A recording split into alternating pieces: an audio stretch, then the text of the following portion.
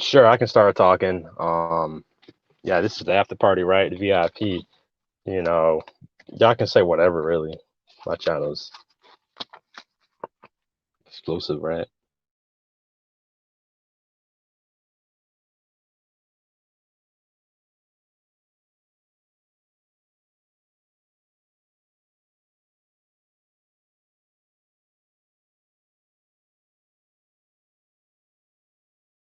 Yeah, I just wanted to add that part in towards the end of your stream. It's a little bit shorter than I expected. I thought you were going like 2 hours at least. Um,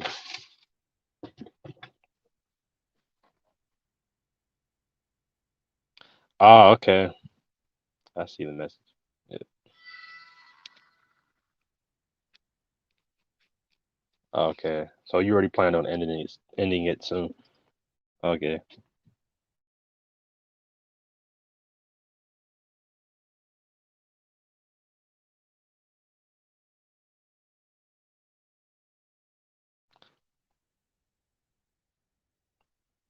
You didn't feel like it?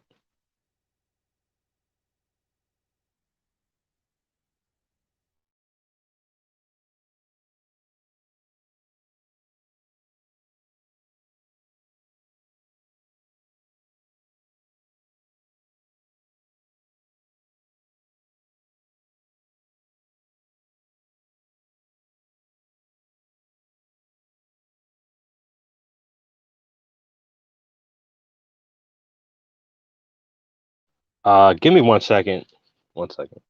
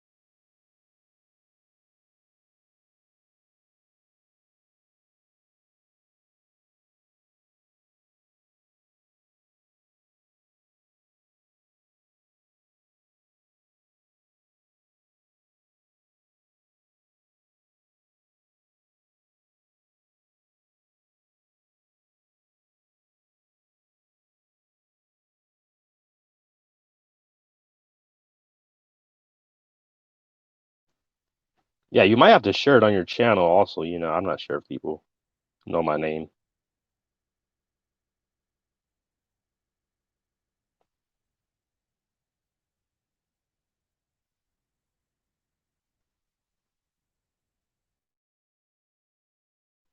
What's wrong with your Discord, yeah?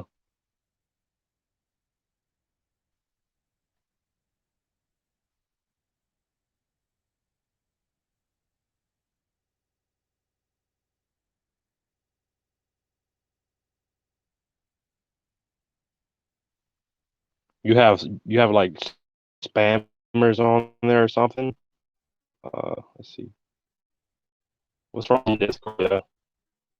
You have like hold on. Okay, spammers on there or something? Oh, it's like echoing. Oh, hold on. Maybe it's my computer. Okay, can you hear me now? Yeah. Okay. No, I don't know how to make people moderators or admins. So, like, can you help me when you get a chance? Maybe after this stream. Sure. I mean, I can do a quick Okay. Google search. Yeah, I think you might have Okay. to share my channel, like in the on your channel or something. I'm not sure if people know my name, so Oh, okay. Okay, because one my second. name is Let me actually share this. RTGP 2.0, not RTGP, RTGP 2.0. That's my old channel is RTGP, but I don't really use anymore. Okay, hold on. Let me share it. Maybe some people will come, maybe they won't. I don't know. Yeah, it just depends how people feel about me, how much they like my energy and all that. So just depends on the people. Yeah, and you're a new channel too, so yeah. Yeah, I'm not, I try to be very level. I let people talk. I don't definitely not going to be, doing anything off-putting to people. So, Yeah. So I'm going to be making noise because I'm like walking around right now. But what do you want to talk about? What's up? um, it's a free topic. I guess we can expound on the maroon communities because I know actually Tariq Nasheed. He actually was touching on the maroon communities for some reason. The maroon community. So I'm not really that knowledgeable on that, Um, on the maroon communities. yeah, a lot of the mixed people, specifically outside of Louisiana and all that, because Louisiana is like French culture. They're kind of like Spanish and all that when it comes with the mixing and stuff, right? But the Anglos are a little bit different. They don't necessarily, they didn't really promote a culture of that, right? So you had a lot of off the grid communities, and they mixed and stuff, based on whoever joined the community. So you just had a lot of random phenotypes and stuff, not necessarily like a more mestizo, kind of like Mexico and all that. Yeah, because America was a lot of territories. It's a lot of land. You know what I'm saying? It wasn't necessarily countries, because as you can see, the states, right? So that's why you have groups with different names, Red Bones, Melungians, and all that, and probably many other groups who didn't have a name. Who knows? You know what I'm saying? Um, Yeah, what do you I'm think about that? listening. I'm Oh, you listening. listening? Yeah, I'm sorry. I'm just trying to fix my Discord right now because people were like putting spam in it. So Yeah, I told you they're going to do that. I told you because I've seen these type of trolls on the other sector of YouTube and all that, and they do that type of thing where they put a lot of just profanity, and they troll pretty heavy over there. yeah, these people are crazy over here in these YouTube streets. But anyway, no, I'm not super familiar with those groups. You know what? Let me just get off my phone so I can focus on this. Um, Uh, anyway, I hi. mean, don't worry too much about it. Nobody's too much. I mean, what were you saying? I just said hi. I just put Oh, my okay. phone down so I could like focus on this. And I'm being really bad right now. I'm eating ice cream. People are going to say, oh my God, Exoticals United is 500 pounds. She must be fat. She's always talking about food. Yeah, yeah. I get a little nervous sometimes with these streams because I'm not too used to doing it. So usually when I do videos, it's just pre-recorded and all that. I know I always get nervous too. Well, I used to get more nervous before the streams, but now I would say over the past week, I've started to get more comfortable because I've been doing them every day. So I'm going to be doing them every day this week for the holidays. I don't know yet if I'm going to do it on Thanksgiving. I probably will though.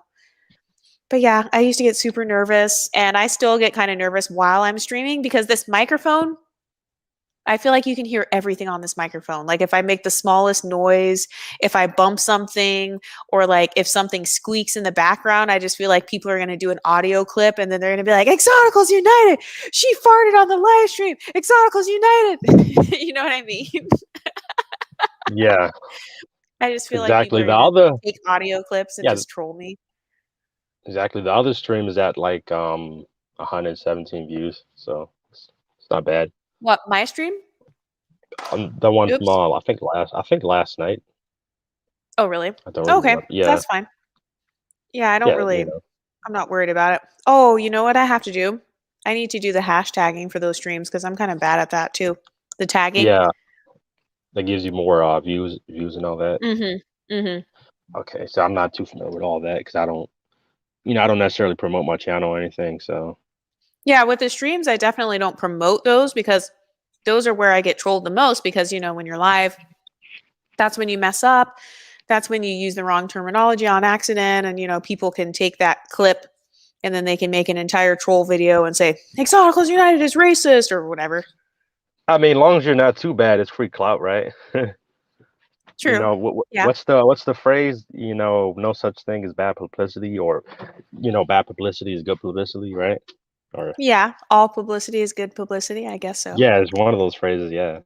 Hmm. I mean, what's that one guy, Naomi? He's, he can like call up.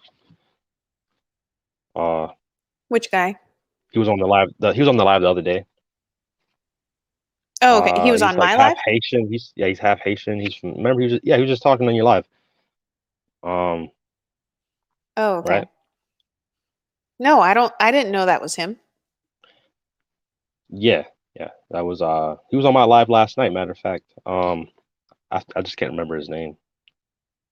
Then Priscilla was on the live too. She towards the end. Yeah, yeah. Oh, you mean they were in the comment section? Yeah, No, on my live or yours? on mine. Oh my God, I have more spam. Uh, Oh my how God. do they I think people keep inviting them in there. That's what it is. How do I Yeah, block this I just person? seen that. I just seen that. Yeah.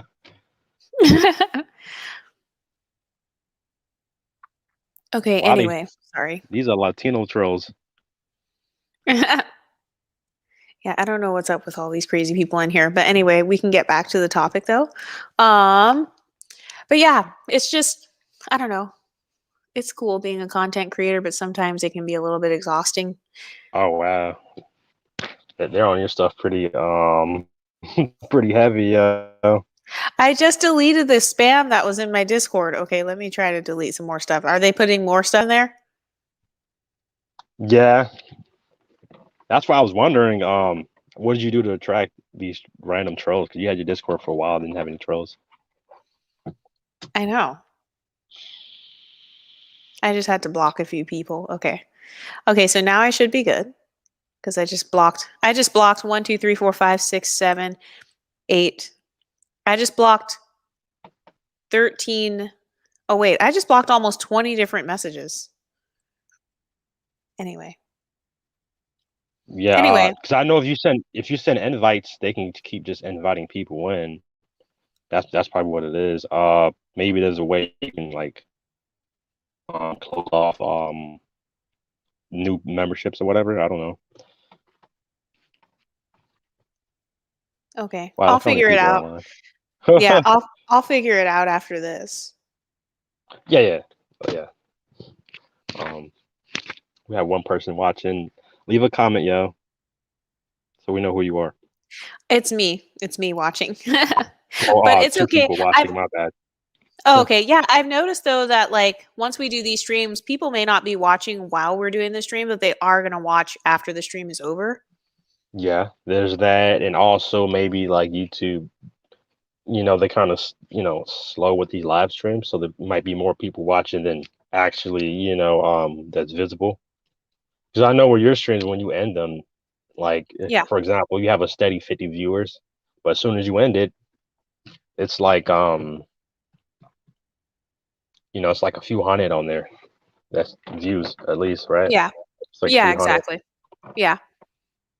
So I've been always trying to figure that out. But I think they have a hard time picking them up because it's live and all that. Mhm. Like a dude who has like 2,000 views on his live, he ends it, it has like 20,000 views on it. So that's wild. But anything you want to talk about? We can talk about whatever you want. Do you have any questions? I know you said you wanted to do an interview with me and like just ask me random things about like my background and all that. Did I? Mhm. Okay, give me 1 second. Okay. I got to figure out how I can pull up videos that I can just play while I'm not talking.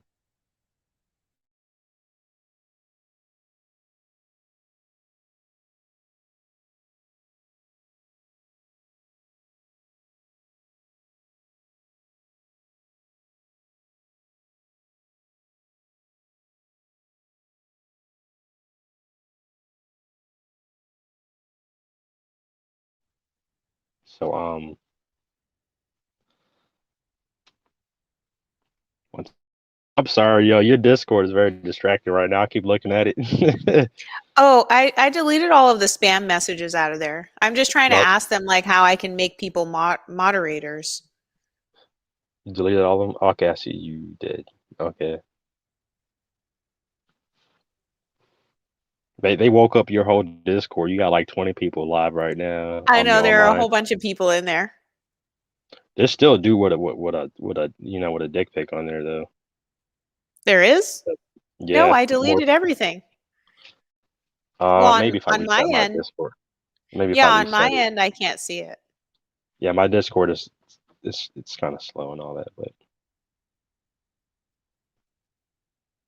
Okay, well, you have to ban them. So I did. I banned like a whole bunch of people who just joined it. yeah, you attracted attention somehow. But anyway, Yeah, we can just get back to the stream for now. yeah, let's get back on topic. Give me 1 second.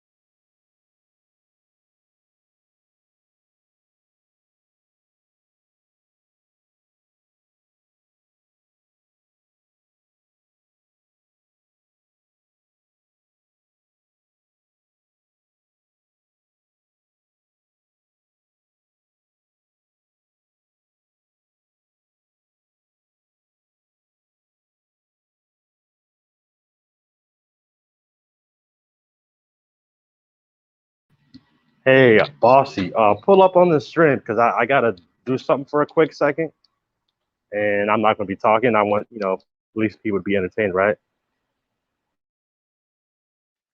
Yeah. I can keep talking. I mean, I'm not sure what you want me to talk about, but after we're done recording this stream, you could always edit out the first 20 minutes because we didn't really talk about that much. We were just in the Discord talking about that. So, yeah. Uh-oh, Sure. we got a troll in here. We got a keyboard warrior in here. How's it going? Hybrid Vigor. Hey, pull up hybrid. Pull up. My number one troll. Oh, no, I'm not talking to him. Okay, never mind. He's obsessed. He's obsessed with my channel. He's obsessed with the exotical movement. He constantly calls us Blackistan, yet stalks me everywhere I go. He stalks Bossy as well. Please correct me if I'm wrong, Hybrid. If you came here to make peace, I am willing to make peace. But if you came here to troll, then, well, I'm ready. Ready for that smoke. Bossy, are you going to call in?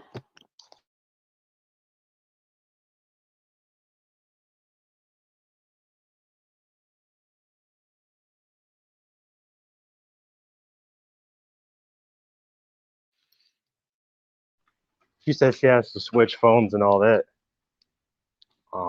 Okay, well, I mean, I can always just talk to you too. Yeah. So, what's up? And Can you hear me? Your phone is kind of breaking up, RTGP 2.0. just reading comments, right? You said you were reading the comments? Hello? Uh, yeah, did you see the I just saw Hello? a comment from Yeah, can you hear me? Oh, shoot. Can you hear me? Oh, yeah. I was connected to my Wi-Fi and I was leaving outside and all that, and it kind of disconnected and all that. Okay. Now, I said, what are you doing in your first 30 minutes of your stream? But I remember you just reading comments. Yeah, usually I just read comments for my first few minutes. And then if somebody calls in, then I'll just talk to them. So lately it seems like my subscribers, they kind of enjoy when I read their comments out loud and then I respond to each person's comment because it makes them feel special. But yeah, no, I said we have a troll in here. So yeah. Yeah, hybrid, right? Hmm. I don't know if that's really him though, because I've noticed that people will make fake accounts with other people's names and other people's profile pictures on them. Yeah, And they'll pretend to be them.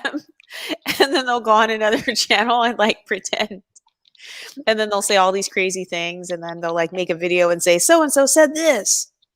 So yeah. yeah. That people make troll accounts on other trolls. So Yeah. In his there's that. mercy, in his mercy says facts. It really does make me feel special. Hey, in his mercy, how are you? Yeah. What do you guys want to talk about? This is the after party. Woo woo. So And yeah. His mercy. Do you know who that is? Hmm? Do you know who that is? And His Yeah. mercy. Yeah. In his mercy is from my channel. Are you a girl or a guy? I thought you were a girl in his mercy, but I'm not sure. Yeah. I've seen in his mercy on my live streams. So yeah.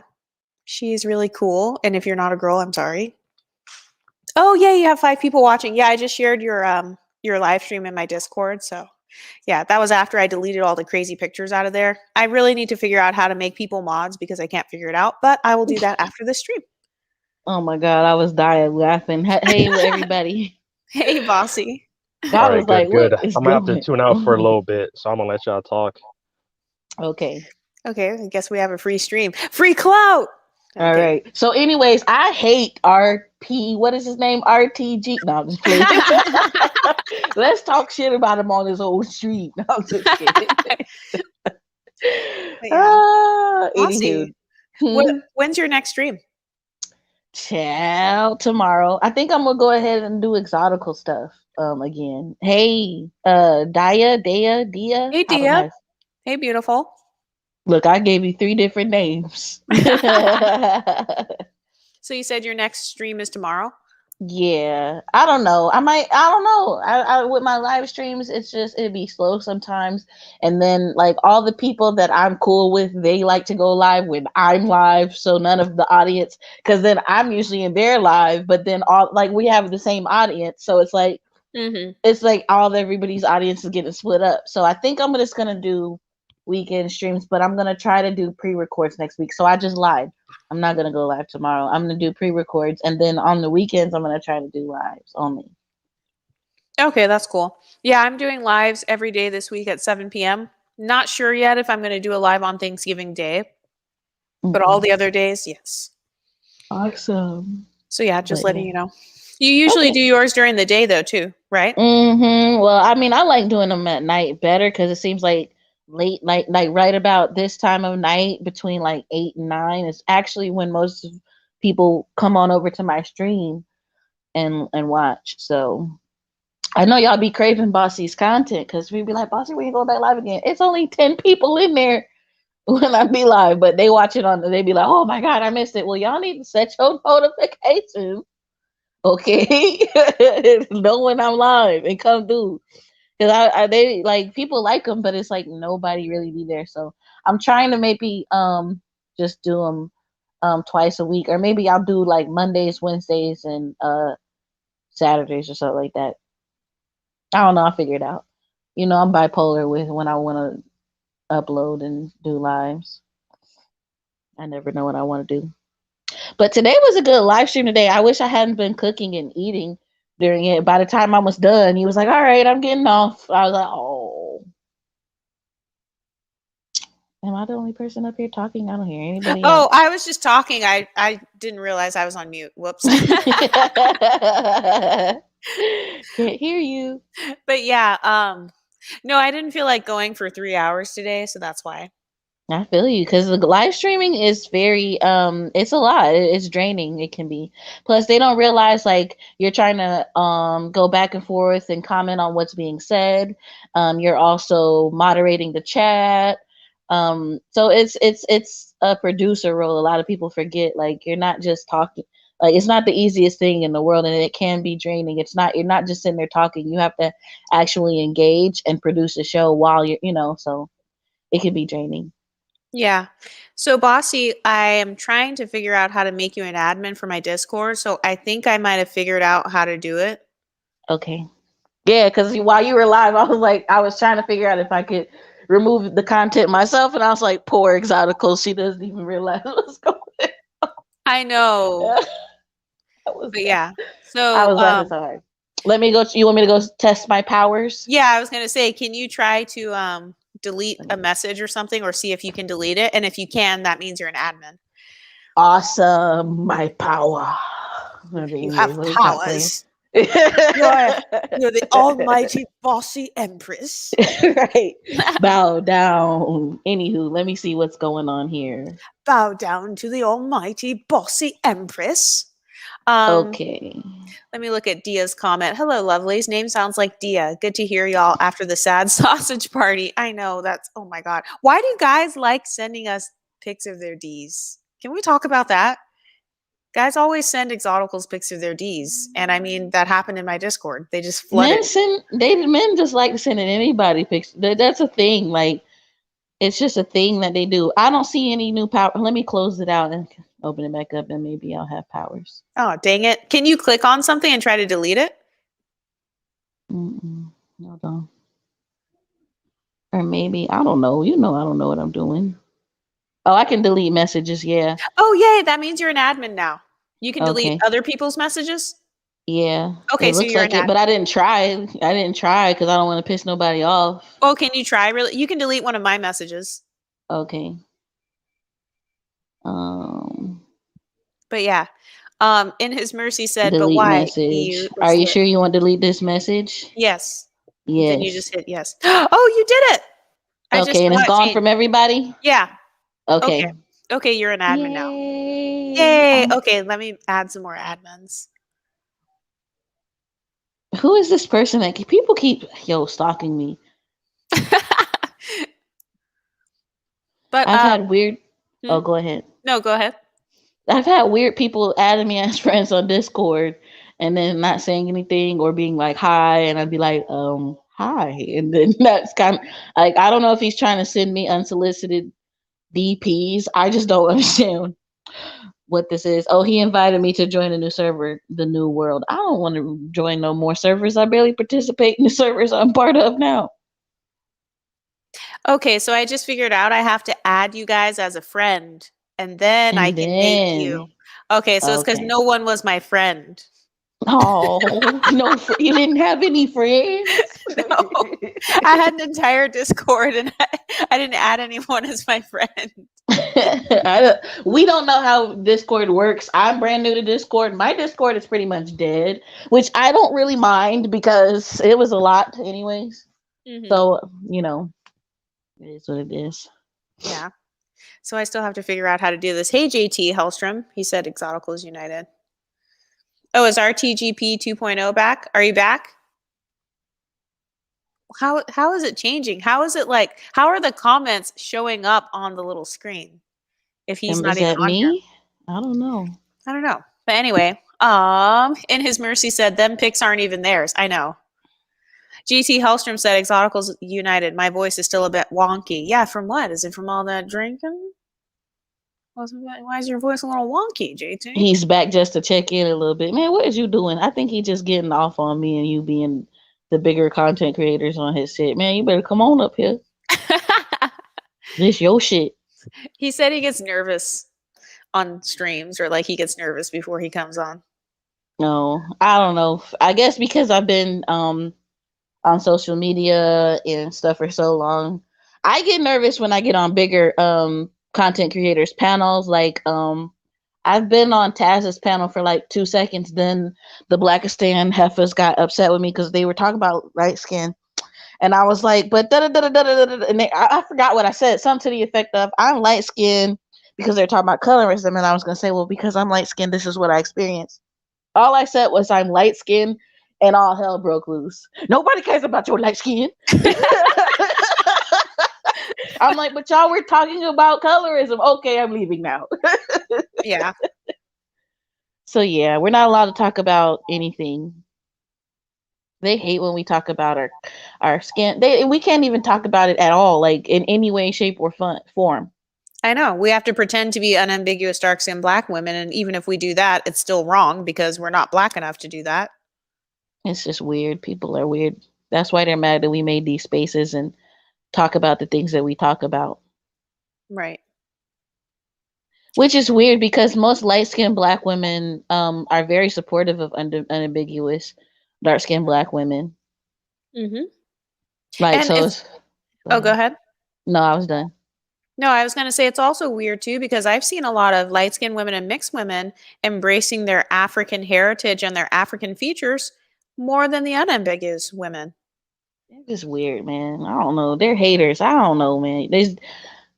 They're always looking for something to complain about and something to, break up the unity and make us feel like we're different. When, I mean, beauty is beauty no matter what skin color. I even heard somebody say, I don't know if it was said on my panel or what, but they were saying, oh, that it was actually okay, so I was watching Chris Logic's channel, and she was responding to black skin is amazing, that psycho.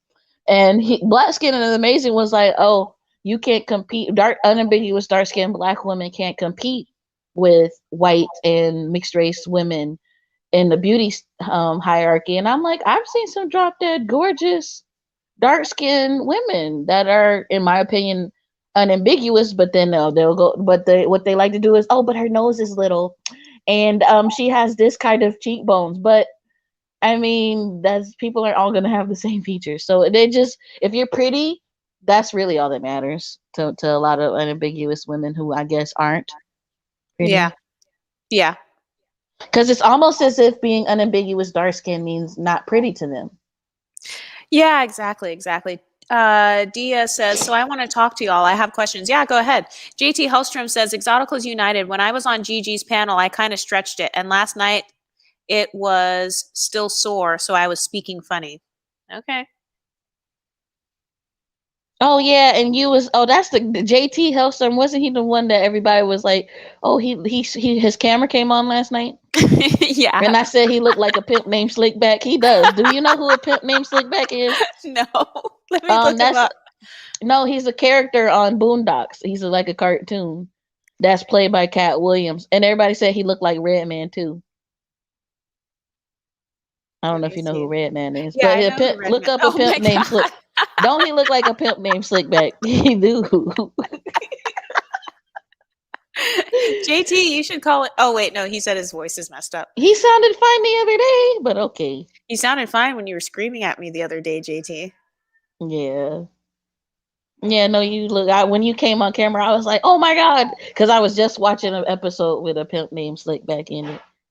Not Slickback. It's like a Tribe Called Quest. You say the whole thing. That's what he says. I love Boondocks. JT Hellstrom says, yes, I do. And his mercy said, the goalpost is always moving, sis. Yes, I feel like people are always moving the goalpost. And have you ever noticed that the beauty standards they're much higher for mixed women and light skinned women? So, for Yeah. example, you're not allowed to wear weaves and wigs or any of those things because they'll say, well, she has a weave on, she got lashes on, she had plastic surgery, she had a BBL. But if you're an unambiguous woman with those things, it's black girl magic and oh, Right. slay girl, ooh, eyebrows on fleek, lashes on fleek. Right. Wig slay. Yeah. But then if They it's a praise light it. skinned woman, yeah, but if it's a light skinned woman, she got a wig on. Don't nobody Yeah. care about that. She got a wannabe Brazilian. Like, remember that video with Chrissy where she talked about that light skinned girl? She was like, you're a wannabe Brazilian wavy. Oh yeah. Yeah. Yeah. And it's like, why can't we just wear weave like everybody, all the other black girls? They're wearing weave too. But because we're Yeah. light skinned, we have to wear our natural hair. Yeah, exactly. We're expected to be, like I said, these perfect Barbies, these perfect fembots with no flaws. Same thing when we have relationship problems too. Like people go out of their way and they're like, "Oh my god, like her relationship failed. Oh my god, they're becoming the new baby mothers and that's what she gets and that's why you're a single mother. You're a 304." And then in the manosphere, they're like, "Oh, she hit the wall." They love talking about women like Halle Berry or whoever. They're like, "She can't get a man. She can't keep a man." Sometimes we don't want to keep them in, or anyways. Why? What? Anyway, but Daya said, do you? I don't know what to say about Blackistan. They get on my nerves. Daya said, or Daya, I don't know how to say your name. I'm sorry. Do you think there is a such thing as ML? Oh, wait, why? Who do?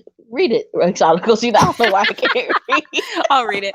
She said she's trying to say, why do you think there is so much MLS pushback? So when she says MLS, for those of you who are new, it means mixed or light skinned. Why do you think there is so much MLS pushback? What I'm getting is all exotic shades are beautiful. So why the issues? It feels like the issues are rooted in insecurity to me. Yeah, I do think a lot of people are insecure. Like I said, they wanted us to get out of their spaces. They said that we benefit from things like colorism, texturism, and featureism, and that we're not black enough and not dark enough to talk about colorism and whatever. We benefit from all these different privileges, and we need to stop taking over their spaces and let the unambiguous women shine. Okay, so that's fine. We're going to let them shine over there in the colorism space, in the colorism crybaby space, and we will shine over here in the pretty girl club. But now we're wrong. So we're damned if we do, damned if we don't. So yeah. JT Hellstrom says, Exoticals United, I didn't mean to, but I have no microphone and I had to stretch my voice out while trying to avoid the soreness. Yeah, I understand. No problem, JT. Yeah, I get what your question was, Dia. Yeah, I definitely think that some women are threatened by us having our own community and by us loving ourselves and by us differentiating ourselves from the unambiguous women. But it's like, this is what you guys wanted. Unambiguous women, you wanted us to differentiate ourselves. You wanted us to, stop taking up your spaces. So when we finally decide, okay, we're going to create our own space and we're going to call ourselves the Exoticals and the Pretty Girl Club, now you get mad. Oh, is it because we actually have self-esteem? And look, I'm not saying that all unambiguous women have low self-esteem, but I've noticed that they harm their own brand when they make videos talking about how they hate their 4C hair and no man wants them and they're the last to get married and no guy wants them. I see you, RTGP 2.0. Yeah, I can talk for 5 minutes. Anyway, it looks like we have a new person in the stream, Nas. Oh, hi, how y'all doing? Once again, Good. um, um, I kind of like want to touch on that. Like, doesn't it kind of seem weird? It's kind of like, you know, and I'm not trying to like quote unquote bash because me as a black man, if it comes out my mouth, it's gonna be considered bashing. But don't you think that like y'all call them monoracial black women? Don't you think they try to like approximate? Because they're always complaining about beauty standards, at least on the internet. And don't you think they try to approximate, themselves like they want like a 4C, they want to be seen as a 4C like Marilyn Monroe or some shit like that, like in terms of the clout, like I don't know, they kind of like want us to like put them on the pedestal of a Marilyn Monroe, considering that like Marilyn Monroe is kind of like what women like of all races kind of like worshipped at one point. I mean, I don't know, but it kind of seemed like they're trying to position themselves on that pedestal. But I kind of like ask, like, is that pedestal like a healthy thing? You know what I'm saying? I don't know. Like, do you kind of like I understand don't where I'm coming from? I don't think there's anything wrong with women wanting to be put on a pedestal. I mean, naturally, exoticals get put there anyway. But I think where their mistake is expecting everyone to agree that they should be put on that pedestal. I think that there is enough pro-black men out there in Blackistan that will praise unambiguous phenotypes. We already seen that on I don't remember whose channel it was, but Nature Boy, he's like a pro-black content creator. He was talking about a light skinned black woman calling her a wannabe white bee, That guy, saying he would spit on her. And these are black people that just happen to have light skin. So there are going to be those people that that of the black community that I mean I've been pushed out of the black community for my skin tone and hair texture and features, saying that I'm not black enough and I can't be pro black. I actually made a live stream maybe I don't know how far back ago, but it was saying that pro black isn't for light skins, because it's like we're pandering to them and saying that they're better. And I think all skin types are beautiful. All black is beautiful, but I think it's kind of working against light skins to be pro black because we're never going to be black enough to most black people in their eyes. Yeah, I have something to say too. I don't think there's anything wrong with wanting yourself to be put on a pedestal, but Here's how to not be put on a pedestal: complaining about your own hair texture, hiding your own facial features under contouring and concealers that are 10 to 20 shades lighter than your natural skin tone, spending billions of dollars on skin bleaching creams, gluing lace fronts to your head that do not match your hair colors, your natural hair color or your natural hair texture, wearing those things constantly, constantly doing things like colored contacts and, drawing on freckles and whatever. And then turning around and complaining and saying mixed women are taking over and these are ramen noodle headed ass bitches and mediocre light skins. That is not how you put yourself on a pedestal. I Mm. shouldn't have to put down another group of women in order to put myself on a pedestal. Like, for example, if you want to look more mixed, that's fine. I don't really have a problem with that, actually. But what I do have a problem with is when you call someone racist because they would rather date a real mixed woman or a real, a naturally light-skinned woman or a woman with naturally curly hair. I have a problem when you call that man a texturist or a featurist or a colorist because he chose someone with those features that you try to have, but that woman just happens to have them naturally. So, like, for example, let's say that I wanted to put on a blonde wig or something like that. I'll put on a blonde wig, but I'm not going to turn around and say white women are taking over and you guys are racist for liking white girls, and you guys, I can't stand these white girls. They're all mediocre. Well, no, obviously they're not Right. mediocre. That's yeah, Obviously uh, those white women are beautiful if I'm trying to look like them. So, but I'm honest enough to admit that. If But I I think don't think another woman is beautiful, then I'll say, "Oh my God, you're so pretty. I wish I could do my hair like you." Okay, great. I'm not going to say, "Oh, well, you're ugly and mediocre anyway, and anybody that likes you, they only like you because of colorism, and you don't have any worth outside of the black community." No, I wouldn't say all that. That's not how I get put on a pedestal, and that's not going to make me appear more attractive to men. right, so. Do you right. think that black women that wear blonde hair want to look like white women? No, I don't think they want to, but I just don't like when somebody wears my features, so And like then my. says, yeah, Yeah, exactly. I don't care if you wear my, the wigs or whatever. Just don't disrespect me and my culture. Don't put some disrespect respect me. on my name. Exactly. Just don't disrespect me or call me mediocre. Like if I wear blonde wigs, I don't say, oh, all these white women are just mediocre and ugly and whatever. And, they don't have any worth outside of the black community. And I don't create entire channels to bash white women or whatever. And then turn around and try to look like them. Because to me, that's Mm. hypocritical. Right. If you want to look like me, that's fine, but just be respectful. Don't turn around and call me mediocre then. And don't call me a ramen noodle headed ass bitch. Yeah, it kind of seems like, uh, they Look, kind of look, want. I'm getting text messages. Look about this Discord talking about some what was just in there earlier today. Yeah, Don't no, even it's because people were spamming my Discord. Anyway, go ahead. Sorry. oh no, like yeah. Like about like, I just want to like respond like it's kind of like they kind of like trying to look for, like I said, like a 4C uh model, prototype ish woman, like that got the clout of a Marilyn Monroe. Like they want a 4C Marilyn Monroe.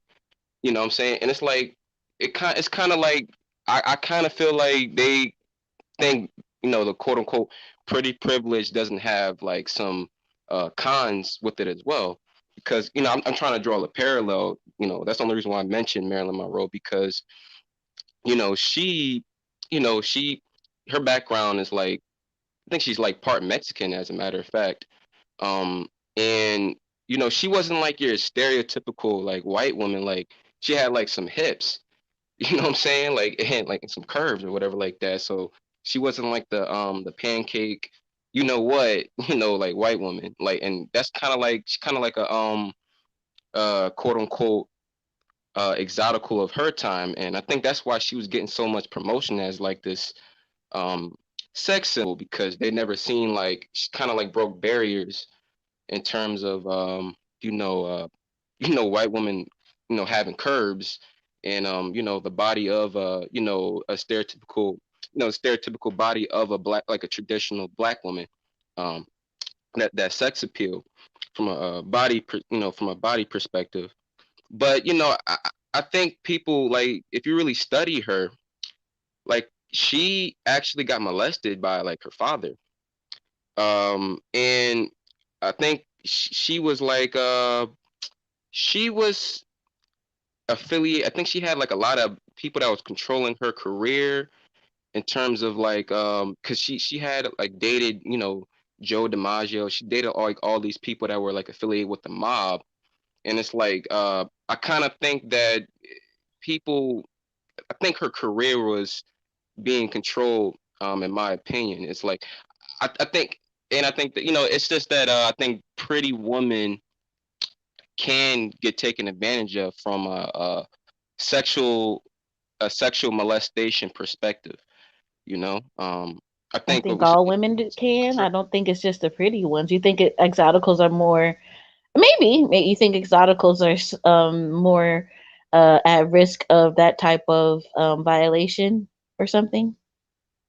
I'm just arguing the fact that like Pretty Woman can be it comes with its cons as well. It's not like roses and sun. It's not all roses and sunshine. You know what I'm saying? I'm not just specifically talking about exotic women. I'm just talking about just general beauty. Like if a person is attractive, like you know just going back to like the whole Marilyn Monroe thing. I think Frank Sinatra, I believe, he wasn't a good dude, and she was affiliated with him, and it's kind of like apparent that like she was like sleeping around with a lot of these Italian dudes that were like affiliated with the mob, the mob and stuff like that, the mobsters and Y'all are things. so sex so like y'all just fixate on sex so much. Like why is it every time we're talking about beautiful women, it becomes about assault, who they were sleeping with, how many guys they slept with, how often, like why it seems like y'all have envy or some type of fixation on a woman's ability to be sexually liberated if she chooses to do that. Why does it matter? I don't, but that's my thing though. I don't necessarily think that. I think that she was actually getting pimped out. I don't Why does necessarily. it matter? Uh, And why is it any of your business? And why do you want to talk about something that can only be speculated? Like how is this a progressive conversation? no, Is this is just like me just going based on like my own personal research. You but why know, is but why I'm just trying to say how is this relevant to the exotic anyway? I just hate hearing this stuff. Like this is something that I would jump off of a stream for people to just continue on talking about it because it doesn't make any sense and it's irrelevant. Like, why are pretty. we talking about Marilyn Monroe? Why are we talking about women being assaulted? Why are we talking about whether or not she was sleeping with? Like, why does any of this matter? Stay off of her cooch, cooch. Worry about your dingling. Now, I just think that women should just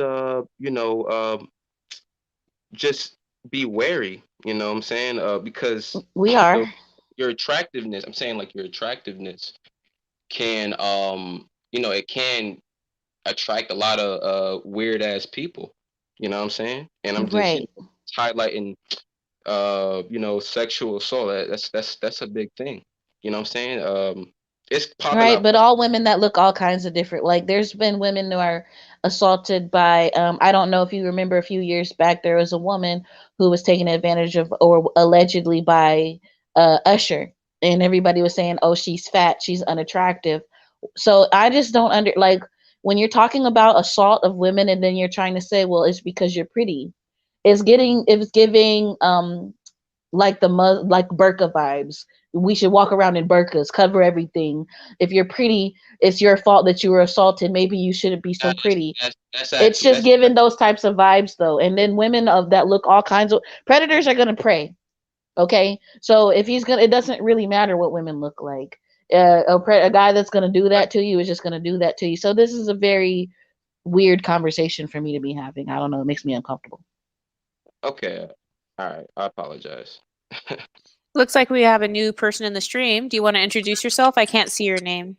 Hey, it's Dia Dreams. Hey, Hey, how are you Dia. doing, beautiful? I'm doing wonderful, my lovely, beautiful ladies. How are you guys doing? Good. We're good. How are you? Oh yeah, there we already asked that. Hmm. Well, ask me twice. That feels wonderful. Good. And so, I've been listening, which I've been listening to you guys forever. And Awesome.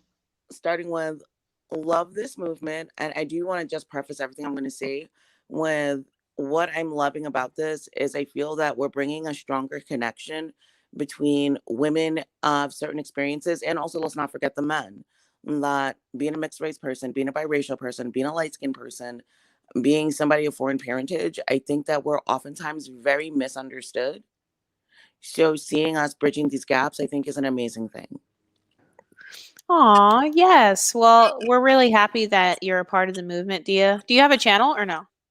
I'm working on it, but mine's just gonna be glamorous and bougie and delightfully messy. Ooh, I like it. Yes, that is right on brand. That is perfect with our brand. Yeah, so we're doing upper middle class bougie. We're talking about things. So Yes. I definitely plan on starting, and so I want you to keep hiding your face. I feel like you need to. If Chris can do it, so can you. I Bossy agree. Empress, I adore you with your little light skin self. Thank you. I'm not light skinned. But I do want to touch on the topic at hand, which if I misinterpreted something while I was listening, please always correct me. But I was Mhm. listening to the gentleman speak and saying that, like, the unambiguous 4C women want their own Marilyn Monroe and they want to be pedestalized in that fashion. So, Yeah, yeah. okay. Yeah, I was just saying, like, is that a good thing or a bad thing? Because all I'm saying is that there are pros and cons to it. Like, Right. yeah, And I want to say that I do agree with you. All women want that, but I feel like, okay, my family, I'm first generation American from the Caribbean and Latin America. And when we got here, our Marilyn Monroe was Dorothy Dandridge. right, right. And bearing that in mind, both of them suffered from a lot. And I wouldn't call Hmm. Marilyn Monroe an exotical because, like, actually, the one with the Latin roots was Rita Hayworth. Marilyn Okay. Monroe was the one that was like, she was like, worked in one of those factories during the war. And then she started off as Norma Jean. That's when she got her modeling thing started, and then all of a sudden they turned her into the blonde bombshell. But she was always thick, so she had a body type that I think would be uncommon amongst your average, say, non-ethnic woman. I'll put it that way, and Right. that made her very desirable. And her sexual history has been something that, like, I got into a huge argument with a friend of mine so many years ago because they were discussing her sexual history. Oh, she banged Einstein. Why is that a thing? I don't know why they care. You didn't bang her. Your daddy That's didn't not. bang That's her. not. Yeah, but Not your that's daddy. not even the angle that. Like, so why are we So talking about where Marilyn Monroe's coup de cat has been? Why is this a subject? But I'm not. well, I'm not bashing Marilyn Monroe. I'm just Nobody specifically said talking. no, you no, were bashing her. And just asking the no. question It is weird just in the first place. it's not. It See, for men, it's not bashing women for their sexual history. Like, men don't perceive it as bashing. They just kind of do it. Oh, when they bring up a woman's body count, they're not actively saying, "Well, I'm going to drag this woman down," unless you're an incel. Men just get into the habit of doing that, and that is something within the exotical MLS community that, as young girls, I don't want to get too dark here, but I do want to point this out. We're oftentimes blamed for how the world sees us and how the world perceives us. I You agree. have exoticals talking about twerking in church, and her body, her natural born body as a child was distracting. Right. You have Bossy Empress discussing her issues on her channel and taking those issues and transfiguring that into her own sexual freedom. That Hmm. is an issue. And I think that's something that men, they often negate when they listen to us, or they attempt to listen to us. So I was just jumping in to be like, hey, as women and MLS exotical, I think we get it the worst.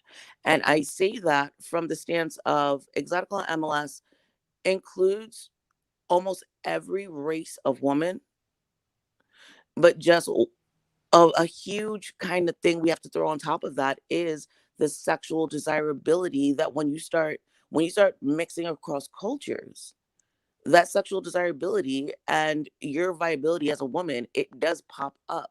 And you definitely are put in this role where it's like, oh, look at that dark skinned girl with this type hair.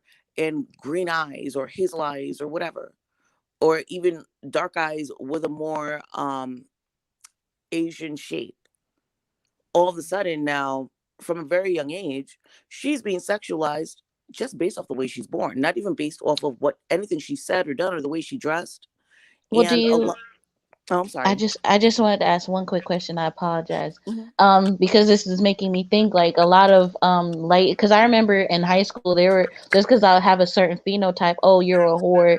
You're sleeping around. Mhm. I was a virgin, but a lot of people found me as desirable, so that translated over as to well, you must be since you're so desirable, you must be sleeping around, and that's not true. Right. So so that's what I was thinking of when you were talking about that. Yeah, definitely. Oh my gosh, that's so true, Bossy. I Mhm. just got called a Mhm. 304 the other day by some manosphere Ah. guys because they were mad that I made that video where I was gaslighting the manosphere. So yeah, they called me a That video was 304. hilarious. But yeah, I, I that's happened to me my whole life. Go ahead. I played that video for my fiance, and I mean, he was old school knee slapping. He was like, "This is great." That video was hilarious. I was like, "This is like 7.5 minutes of gold." But Right. yeah, I But definitely. Oh, go ahead. oh no, I just want to say, but oh, no, go ahead. I'm sorry. I apologize. Go on. Oh, I was just gonna say I do think that pretty women do sometimes get stereotyped as hoes, or people accuse us of cheating. Have you guys ever been accused of cheating? Literally constantly. Yes. Like someone accused me of trying to get black male attention and trying to cheat with black guys and all kinds Oh of my stuff. god. Like on YouTube, I can't comment on anyone's channel because people accuse me of sleeping with that person. It's just crazy. And there's like this overarching idea, like, and I'll even use non-women of color as examples, be they right, wrong, or different. Take like compare like a Angelina Jolie to let me think, like a Naomi Watts or a Nicole Kidman. Nicole Kidman, Naomi Watts, they're astoundingly just, who they are. Very pale, very fair skin, and they're classy. They're the girls next door. Then take a Angelina Jolie. Oh, she got the full lips and she's got, Mhm. those almond shaped eyes that aren't, you know, classically attributed to what a white woman looks like. So she's dangerous, she's sexy, and everybody's got to be with her. So Right. when you start mixing cultures and you come out with an attractive woman, and I will pause and say that men that fall into that category as well, of that exotical, that cross cultural blend, they get it bad too. Yeah, I mean, yeah, and that's kind of like what I was, that's all I'm saying, like let's just say if I fathered, you know, somebody, a daughter that's deemed attractive and stuff like that, by society, you know what I'm saying? Because this is me saying like, because beauty is subjective, you know. But if she was deemed attractive, it's like, or unattractive, whatever like that, um, it's gonna be a difference on how people, interact with them. It's clear, you know, and it's like the one that is always gonna draw attention is the You attractive think you're person. gonna be able to get away with it tonight? You know what I'm saying? Like, So Okay. I You mean, about to there's record then? that's the only point, like as a father, like or You don't need these headphones, right? You don't use these, a really? future Okay. father, like I just I want to educate myself Oops. on these topics. and and I do applaud that, and I really do respect that. The only thing I'll add to that, discussing a woman's body count with regards to how she moves through the world, sometimes that's not always the look. Because you have women that are very sexually free, sexually very independent, and financially independent. They are who they are, and the impetus is always put on, well, how many D's she take. And I think Right. we need to kind of like we draw that back and stop demonizing women for their bodies. Stop demonizing them for being Yeah, beautiful. I agree. And Definitely. I grew up in a home where literally every day my mom, when I was a kid, would wake me up, me and my two sisters, and they're even cuter than me. And my mom would rub our backs and sing her good morning song to us. Then we would get dressed, and our mom, our grandparents would tell us we're beautiful every single day. And they instilled values in us, value in ourselves. You are a beautiful person, you are smart. And they actually prized our intelligence over our beauty. They're like, you got both, but one fades, one doesn't. Right.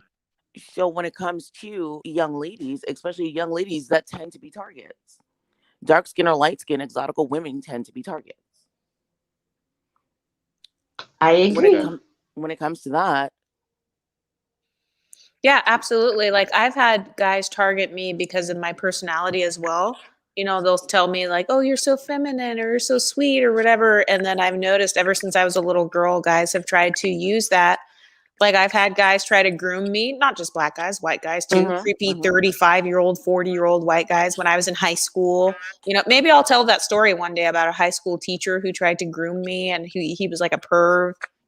But yeah, I think oh my god, women, I have a story like that too. yeah, it's crazy how guys do that sometimes. hmm Absolutely. And that's all I'm saying. I'm just saying, like, just use, your discernment, what I'm saying? Because yeah, like I'm see, I'm just becoming more aware, like as a dude, what I'm saying? And I think it's great to, hear from a feminine perspective, what I'm saying, and just take that into my my temple, what I'm saying? So yeah, And it's good. I actually think it's pretty cool that you're taking the time to respectfully talk to women. We don't have to agree with everything that you're saying. Yeah, and I think that what Bossy was getting on me for. I think when you was talking about the whole, because I think it goes into like different, different rabbit holes. Like you talked about body count, like when guys ask about a woman's body count, and guys will tend to, or manosphere guys, MGTOW guys, will tend to like shame them just because they might have like a certain body count and stuff like that. Um, and to me, I don't think you should be that fixed. Like, I don't think you should be that fixated I don't even You on, actually can think never that's know a healthy anybody's. trait. You what I'm can't know saying. nobody's body count though. Only person that know their true body count is that person. So it's a weird conversation to me. Right. And And oh, I'm never fixated. I'm never like, me personally, I'm just speaking from me personally. I'm never like I fixated. just think that men at this point are socialized to ask these questions, and I'm not putting the impetus on any particular race of man. Men have gotten into this habit of thinking a certain way. Incel culture, manosphere culture is getting guys to think this way. So you could even subconsciously do this without even realizing it. So I'm gonna give you credit, and a lot of credit for jumping into a female space, not being disrespectful, and just talking. But I mean, anybody that watched Bossy Empress knows she don't play that shit. So you don't Right. even need to. I see what you.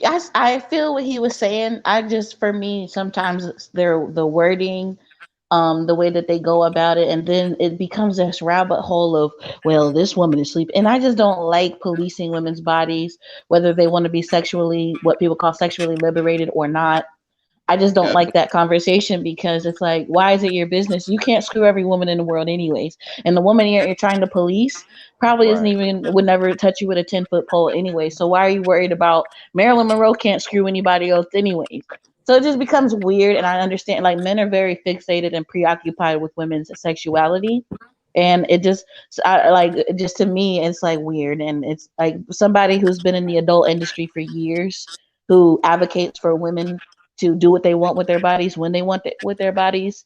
I just try. I'm very assertive on certain topics, and for me, when you start going down that rabbit hole of who's sleeping with who and why and how much, and it just gets kind of perverted in my opinion. Because why do you care?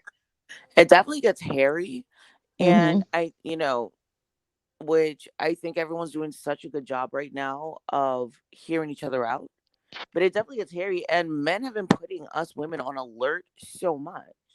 that if a dude twitch in the wrong direction, we're like, excuse me. Right. Men are actively doing this. Like Right. I've been in a relationship for the past several years, and my fiance has never once been like, "What's your body count?" He's never Right. asked. Right. He knows what he's dealing And with. that is a little endowed, not very well endowed. That is only men like that think about that. I've never had a guy who was well endowed ask me that question. So it's Yeah. just stupid. Yeah. But My uncle I was think men are being socialized incorrectly when they listen to other men. Like They are. I do jump into, like, I'll listen to some manosphere content. I'll listen to male YouTubers that aren't a part of the manosphere. They're just men. Like, I got my boys, like, probably about, at this point, I'm a woman in a relationship, so I don't got a bunch of dudes around me all the time. But I've got some friends that I've had my whole life, like two of them. I listen to what they say about women. They listen to me about what I say about men, and we have a good tete-a-tete. We have this back and forth. But a lot of people are taking all of this off of who they're subscribed to. And a lot of these men aren't being intensely toxic because they're not listening to women. I think they're doing it on purpose. They're trying to shame women into being this quote unquote virtuous, pure woman. And I don't think that it matters. Like it's 2021.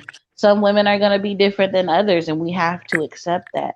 You have to, and you can't shame women into crossing their legs and what I call crossing their legs and being goody two shoes. And, because that really Not doesn't goody two necessarily shoes. work for everyone. Now, It can I doesn't work for ask you everyone. guys? Hmm. Now, if I can ask everybody here on the panel, does this feel cultural? And I'm going to preface this with a quick story of my personal experience. I grew up with carnival culture. So, that's the one time a year you put on the skimpiest thing. You get your costume, you go with the band, and you dance in the streets, you have a good time. If somebody jump up behind you and dagger you for 2 songs straight, it's a great time. And you just have fun with it. So I feel like I was raised Catholic, but I also come from this liberal culture that appreciates alcohol, understands you need your little pack of cigarettes, and you definitely, like, I come from, carnival culture. So, That's an interesting mix. oh no, it's fantastic. I guarantee you. Like, and I would literally be like, yo, y'all want to meet me in Toronto in 2022 August? Come through, because it really is. It's such a good environment. And Mhm. I'm gonna point out one random thing. So I remember going there. So I mean, you got guys just coming up and whining on you and all that. None of these dudes ever get an erection. It's like an expression of joy and freedom and enjoying the music. You always know when somebody outside of the culture is there because the dude's coming up on you with a chubby, and you're like, oh, good lord. Like, you dance over for a few seconds, you're feeling, you're like, no, I gotta go. I'm good. And I feel like American culture is very puritanical, where any expression of sensuality, joy, show a little skin, I feel like it's ingrained in American culture to abhor that. Like, you just gotta push that to the side. No, you can't do that. That's evil. I think it's both. I think that I think America kind of does celebrate sexually liberated women. Right. And I think that also they shame it a lot as well. And so the Well, Um, women are it's perpetually confused, polarized. and so are the men. right. And watch, It's that's why I've chosen my side of the, and I'm an adult entertainer. Yeah, and So I have something to say about this too as well. I've noticed that sometimes men will try to get me to be on their side. For example, the manosphere is a good example of this. But I still am in full support of women like Bossy who decide to do their own thing with their body because, like I said, I don't police other people's identities. I don't police other people's bodies. What works for one person isn't going to work for another person. Not everyone wants marriage. Not everyone wants children. Not everyone wants to just be in a long-term relationship for the rest of their lives. And Mhm. I think people deserve to be respected for their different viewpoints and the different cultural backgrounds they come from. And the thing is, why is it okay for a man to say, I don't want a relationship or I don't want marriage, but then it's not okay for a woman to say that? And I'm saying this as a person who is married. That doesn't even make sense to me. JT Mhm. You know what I mean? So Hellstorm. it's Mhm. just gaslighting. JT Hellstorm. It's Can I say very something real gaslighting. fast? Can I say something? Because JT Hellstorm said, because after enough bodies, the pootie tang looks and feels like roast beef. Sir, go to my OnlyFans. That's No, all I have to say about Well, that. well, that's JT about is beef. yeah, he comes from his background is kind of more similar to mine. So, but the difference though is like just because someone comes from a different background than me or they live a different lifestyle than me, it doesn't mean they deserve to automatically be disrespected and shamed. Right. You Right, know what but I that's a mean? myth, though. They have so many myths surrounding a woman's body and sexuality, which is why another reason they shame women into having a low body count because they say, "Oh, you're gonna mess it up down there, sweetheart." We push whole children out weighing Oh six my gosh, pounds, Bossy. 10 pounds, Mm. and it's I the have a same. question too. I have a question. Yeah, Have you ever heard them say the pair bonding thing? Like, oh, if she's the after soul she's tie thing. yeah, like after she sleeps with one guy, then she's bad at pair bonding. So all these women out here, they're bad at pair bonding anyway. So I'm just gonna go and create a bunch of baby mamas. Wait, what? Child. Wait, what? Yeah, they do that too. They say that Hold too, on, but wait. the same I must be true for them, though. They no. don't pair bond either. So why should Exactly. we pair bonding the horse? Exactly. Wait, what? No. I know I heard you, but I can't believe I heard you. No. But we push whole babies out and it's still good. I mean, I'm sorry, but so they love to say that, oh, if you think if pushing a child out isn't going to ruin you, then neither is a D, okay? Neither is a penis. Sorry. But wait, And but y'all think that your penises are so big to just to destroy a woman's setup, but sweetheart, we push children out and we bounce right the fuck back. So Wait, yeah, what? just leave us alone for a few months and it comes To back. destroy a woman's setup? they think that you have a loose cootie cat. They think you got roast beef looking. I don't even No. know. Yeah, if you have a high body count, they call it high mileage coot or whatever. Oh I don't know, man. This no. yeah, they have all these misconceptions about a woman's body to shame them into having a low body count. And But women, haven't you noticed? Oh, go ahead, Bossy. we give birth and it's still good. So I mean, some dudes have told me that it's even better I than was before I right had about to say children. that. So I'm just Y'all got me saying, like, hollering in these streets. Well, I all and was these right haven't about women. to say that. Go yeah, and ahead. I was gonna say, haven't you noticed that like so for women you're expected to be this virtuous pure angel and then for men you can just do whatever you want, oh, because I'm a man, so the whole pair bonding rule doesn't apply and the whole Hmm. I can be polygamous or whatever, the rule doesn't apply, but a woman, no, you have to submit to me, you have to be this virgin angel, and you have to basically do whatever I say, you can't have your own education because that's masculine, and they'll say Right. all these different things. Yeah. Yeah, Right. you know what's so crazy Also, to me? oh, hmm, My guy, he's European, so he's like, this just sound like American things. yes, it He is has American things. zero I conception of dated a that. European too. Said sorry, but I got excited when you said that. No, and European doesn't equally equate white. It's just for me that's cultural difference. Yeah, And he's like, my guy was from Denmark. oh yes, Danish, Yeah. wonderful, yes. Hmm. He was so hot. Anyway, Don't take me back there. I'm I sorry. don't take me back there. Wonderful man. I dated this wonderful Polish man as well. Anyway, okay, this is gonna pop up. Like nothing on the internet ever goes away. So they'll have my man like, wait, who you dated? Like that. Oh, my guy. Yeah, he was a multimillionaire. Anyway, what are we My talking what about? I noticed, but what I honestly noted with European men of Hmm. multiple backgrounds, they were like, they weren't worried about the body count. They weren't worried about none of that stuff. They were just kind of like, how are you with me? Are Right. you faithful to me? Do we have this shared honesty? We're moving forward. Right. And, that I feel like that's how it's supposed to be. And I really do have an issue with that idea of, and I'm not saying all European men are perfect. No men from all cultures are perfect. I mean, trash is still trash. It doesn't matter the color of the bag. We all have to remember that. And I'm just like a man that wants to know the quality and the character of you, and you're in an absolute relationship with him. You got the loyalty thing going on. Just go with that. Yeah. I get really irritated when they come up with these silly misconceptions about a woman's body.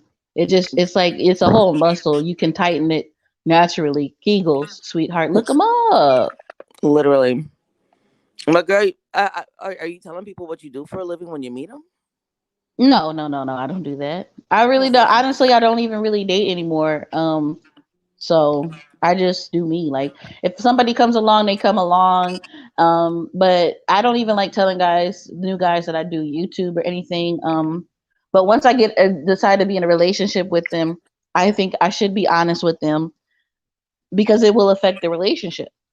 So, and they should decide because some guys that's a total deal breaker for them, and I have to accept that. So True. eventually, usually earlier on in the relation, not when I first meet them, but before we make a commitment, I let them know, hey, this is what I do, this is what I've done. Do you take it or leave it? You know. I definitely agree. I find it very unfortunate. I know a lot of women that work in the adult industry, Hmm. and I feel like I'll compare the white or white passing ones to my more ethnic friends that work in the adult industry. And do you think that the white passing or white ones have an easier time finding Absolutely. relationships? That's what my friend told me. He said you need to date Hmm. white guys because they are more accepting of it. Black guys, hell to the fuck no. You show a nipple and you're done. Oh my gosh, do you think they're more possessive? Do you think they're more possessive? Has anyone else noticed that? I Ex- think that Extremely black men are more possessive, outwardly possessive. controlling, insecure. Not all of them, obviously. Hmm. I think that black men are more possessive. Like, if we're just gonna do the black and white thing, not every iteration in between. White men, they keep their possessiveness on hold to the point that you forget it's there until you're like, oh, what did he just say? I I would. literally I saw that earlier today. Like, my sister, her husband's Irish American, and she was dressed up it like really like she dressed like, and this is beautiful woman, beautiful body, two kids, but she tends to just be like leggings and oversized t-shirt kind of gal. She decided to show out, and everybody, like, I'm telling you, she was, people were about to start crashing cars. Like, wh- we were all like, oh my god, we gotta stop talking about how she looked all day because she just looked so stunning. And I was like, you left the house today and your husband's gonna have something to say. So she gets back home, and her husband comes back in because he took the week off, and he sees like, "Oh, you went out like that? Get in the bedroom. All that off." Their possessiveness is They definitely there. Yeah, I would say that yeah, but I think that I think what happens is black men in society, they have this inferiority complex, and so the way that they get all over that is trying to control and police their women's sexuality because that's the only time they really feel truly manly. But white men have already been giving that masculine identity through society. They're on top. So they don't have to seek masculinity through policing their women and their women's sexuality. So black men, in my opinion, like I had an ex who was with me during, while I was working in the adult industry, and it didn't bother him until he fell completely in love with me. Then he was like, no, no, no, I don't like this. You can start your YouTube channel and I'll take care of you so you don't have to do any of that anymore. You're mine, mine, mine. Um, and that was what we are gonna do. But I've never been in a relationship with a white guy while I was working heavily in the adult industry, like I have been for the past few years. So I really can't contrast it, but I would. Everybody's been telling me, "Yo, you should have been divested a long time ago. You should have been dating white guys a long time ago." And I was like, you know what? I think that that's true. I think it's true. So. But I feel like divestment and dating outside of your race are two different things. Right, I agree. I agree. And I'm not necessarily a divester. I was calling myself that for a while, but it doesn't really make sense to me because I vet all men equally. But I just think maybe being with a white guy or someone that's not black might actually be better for me. But as a black woman, I have been race loyal to a fault. But I have dated white men Child. before, plenty of times. I've dated white guys, but um, you know, that was a few years back. I don't really Well, date anymore at all. Like, I kind of lost hope for these guys out I here don't because want they you to lose suck. hope. You are a beautiful woman, and Thank you. I think it's a beautiful thing that you take time out of your day to uplift other beautiful women. Thank you. You're No, not I just feel alone. like my work is with women now. And if a man comes along, like I already have kids. So if a man comes along, that's just extra for me. I feel like I found my purpose in life. And a man doesn't necessarily have to be part of that. And so when people say, "Oh, I don't mean to give up," as if, "Oh, I don't think anybody will ever love me," or Oh no, anything you know like you're that. gonna I be just loved, but you gotta love it back as much as they love you. I feel right. you. I just don't care. I get men are like air. You don't have to stress about them. You're just gonna be there. Well, but Man, remember, we need air to survive. I can get them when I want to. I just don't have to be in a committed relationship. I have little flings. I love it. I absolutely love it. But I just Mm. wonder. I'm like, okay, take for example, my sister.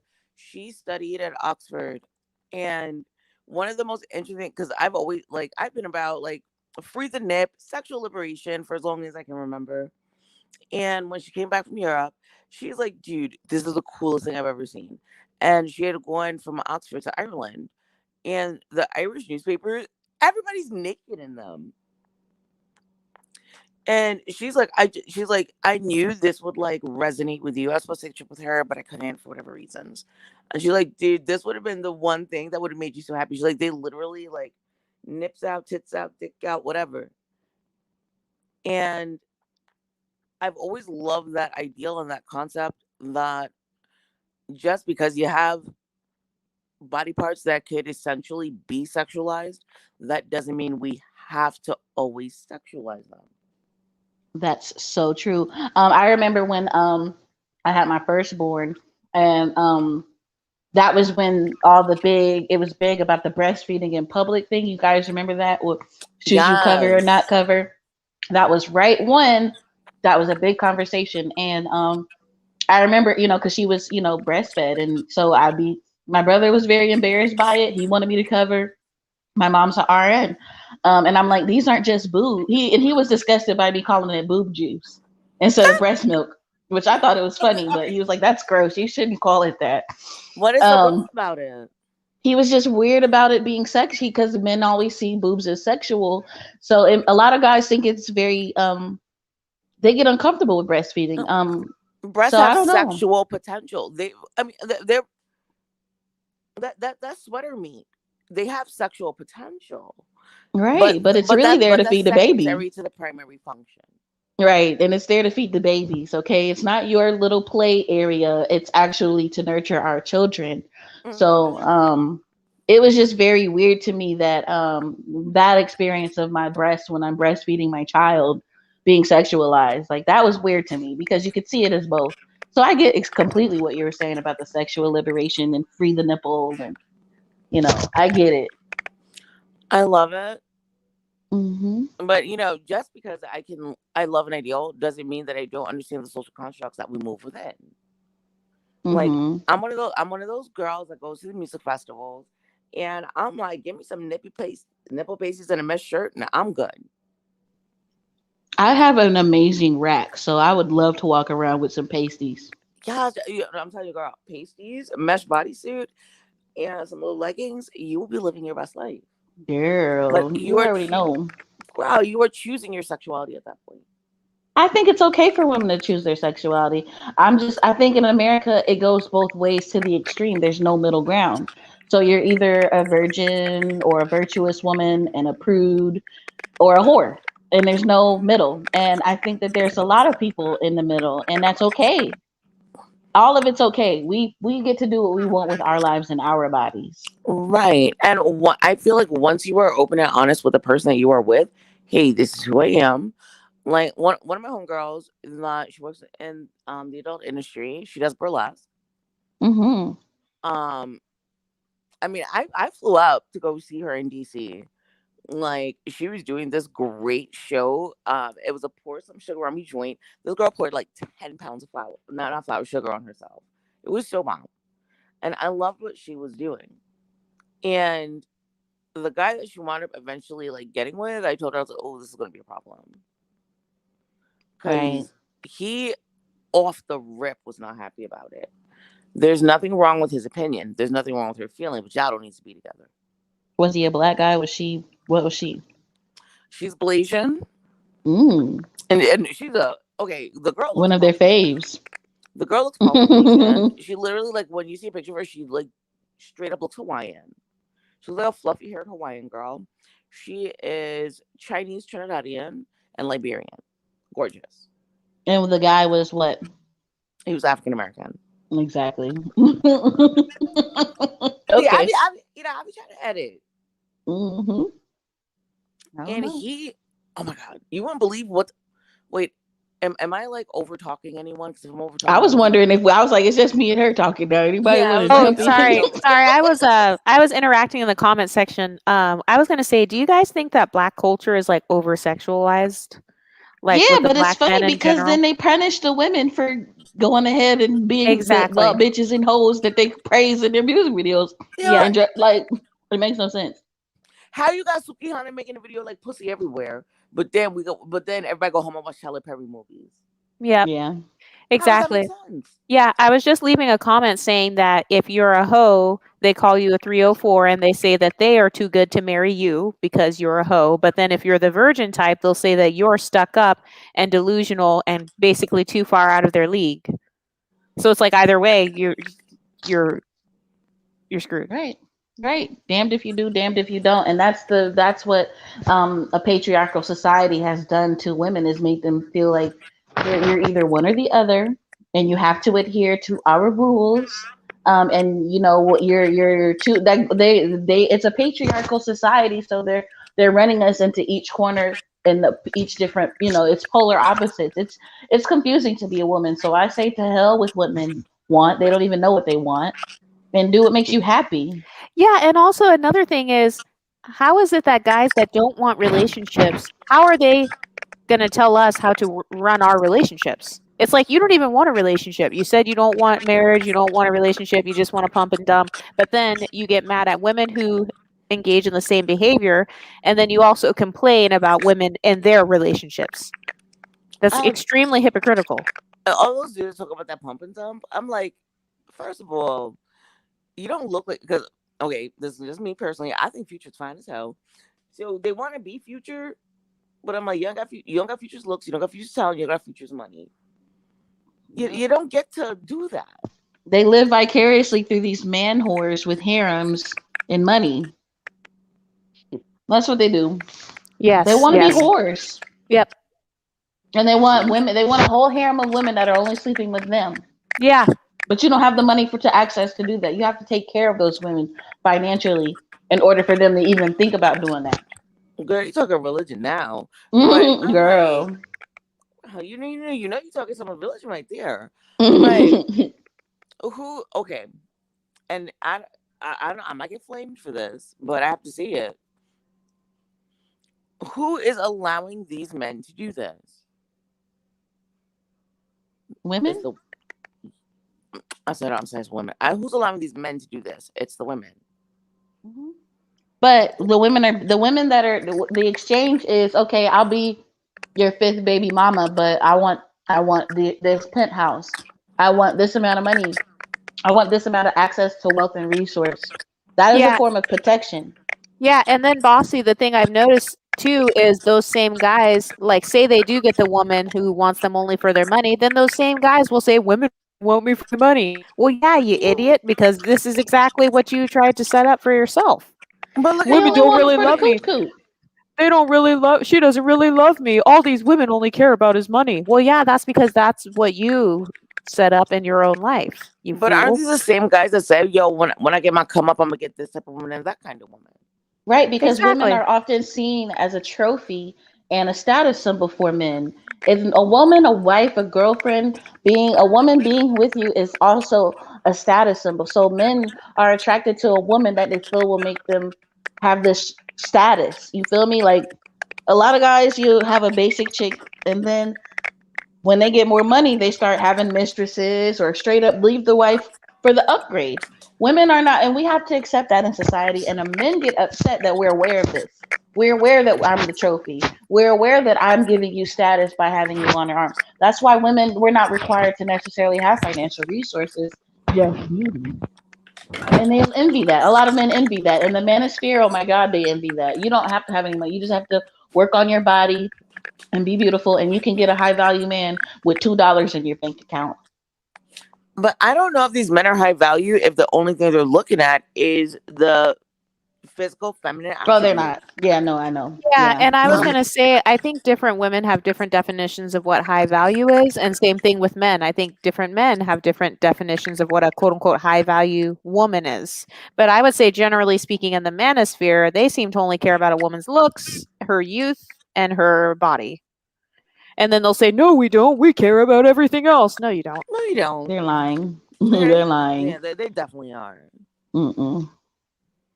Yeah, so a Yeah, true high value man has integrity. yeah. I just say that you can't placate to like any type of extreme. You know what I'm saying? Because I True. try to keep things down the middle. There's this fuckery. Up, excuse my English. There's messed up things that like on both sides. So it's yeah, I can definitely see like both sides. The argument. Right. So you as a man, are you an unambiguous black male, mixed man, Latino? I think I Um, missed that. sometimes I get the whole like the mixed thing. Like they always say like what are you But what mixed are with? you? Not what people think. What are you? Black and Haitian. Okay, thank you. Yep. So you know, yeah, yeah. Sometimes people try to And conflate. so a lot of times, and I'm not feeding into any negative stereotype here, but a lot of times when it comes to Haitian men, I I grew up around a lot of Haitian people as well. The men were always the main. I won't say sole providers, but the main providers. Like 90% of the bills were paid by the man. Is that Right, something that you hold to? right, absolutely. Um, yeah, in fact, um, guess that's why I kind of get the benefit of seeing like the Black American side and like the Haitian American side. Because the Haitians they kind of come across as pretty classy, like the classy Black Caribbeans and stuff like that. I think the Oh, so you Jamaicans, you you're one of them good families then? Okay. yeah, don't mean to brag, but they're definitely suit and tie type of guys. Just very classy, very smooth when they come in the states. But it's kind of like it's crazy because it's kind of like this polarity when you see the Haitian Americans and the way that they thrive in comparison to the ones that are going through that craziness, the whole migration and stuff like that. And it's like a deep level like contrast, and it's crazy. But I definitely got like the benefit of seeing both sides. Sometimes like the Black Americans tend to they have that usually that rough exterior, and like what Bossy's saying, she said it was an inferiority complex, and I do tend to agree. We tend to in terms of Black American men, like we tend to try to project our masculinity by just like just people say like hyper masculine, and it comes across as like brutish and brash and things of that nature, so yeah, I definitely get see both sides. Like, the Haitian men usually, are more like humble and classy. They basically come from like, I mean, keep it real, they come from squalor, you know. But they have. I think the beef between. I don't even think they have beef like Black and Haitian. I think that's over accentuated in the on social media by a couple of these these movements, so pro-American movements. So I definitely think that not just for the Haitian constituency, but for all of the West Indies and the Caribbean, I think that our beefs are definitely exacerbated and overblown. yeah, big time. Yeah, because and there've been a couple people I've seen that they make comments with regards to like Caribbeans and like darker skin Latinos and stuff like that, and I'm like, yo, man, we've been trying to do this together for several decades. Like, it's not that serious. But you know what, too? I can see, from the Black American perspective, I can see, because I tend to see sometimes they try, like, not all, but like some Africans, African, I'm speaking, tend to try to be like patronizing and try to say, nah, this is not black, this is actually mixed and whatever, whatever. I don't know. Over I see over I in say Africa, they will call all of us white. Every single one of us talking right now, they call all of us white over there. right, right. Like Really? Because I've seen light I, skinned African people from No, no, it's Ethiopia, for I example. don't know. I don't know what it is, but they call us whites over there. yeah, Oh, that's what I'm okay. saying. I wouldn't know.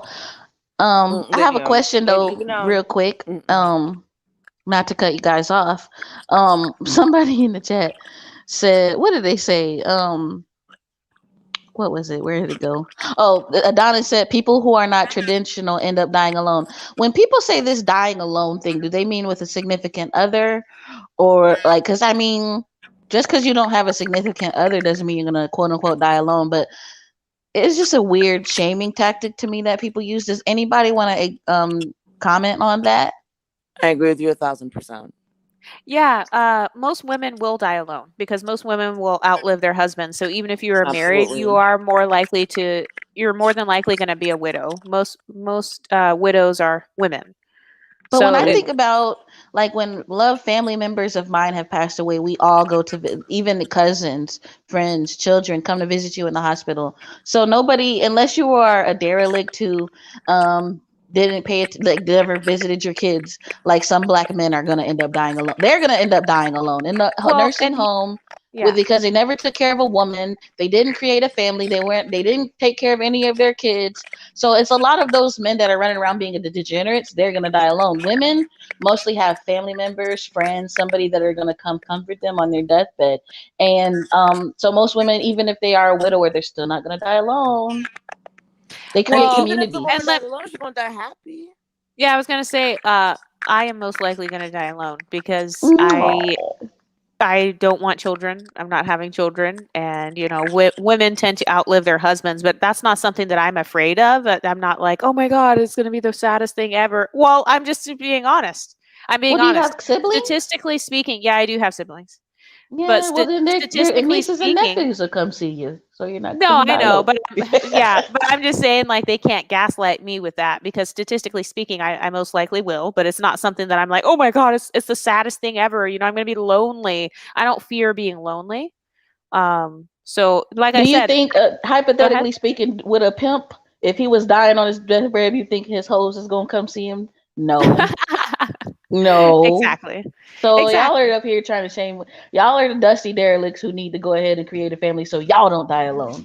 Well, and my thing is different people want different things, and that's okay. I mean, some people, they really, really care about not dying alone and they really want to have someone to be with them in their old age. So that's fine. If that's what you want, then go ahead. And then, there are other people who care more about just living their life and being free. And, I saw Smurgo said he doesn't want kids. Kids are annoying. So like I said, different people want different things. Different people have Right. different standards. And when people use this term high value, I feel like that term is a little bit subjective. I don't like how I people agree. try to say, "Oh no, this is high value and this is not." It's like every time I ask someone, "What's a high value man? What's a high value woman?" Every time I ask someone, they give me a different answer.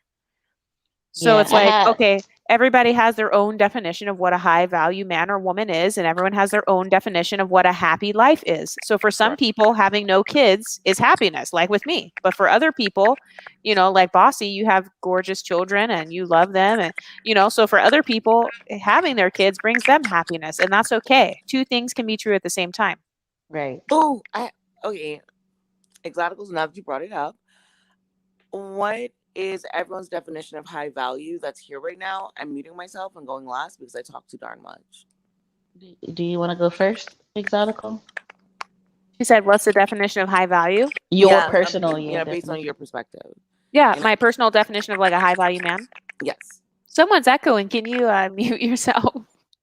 My definition of a high value man would be someone who values monogamy, someone with integrity, someone who is vulnerable and transparent, someone with good, strong leadership skills, someone who's financially stable, who values me as a woman, someone who sees a woman as his companion and his friend and his partner, as opposed to someone to control. Someone with self discipline. That would be my definition of a high value man.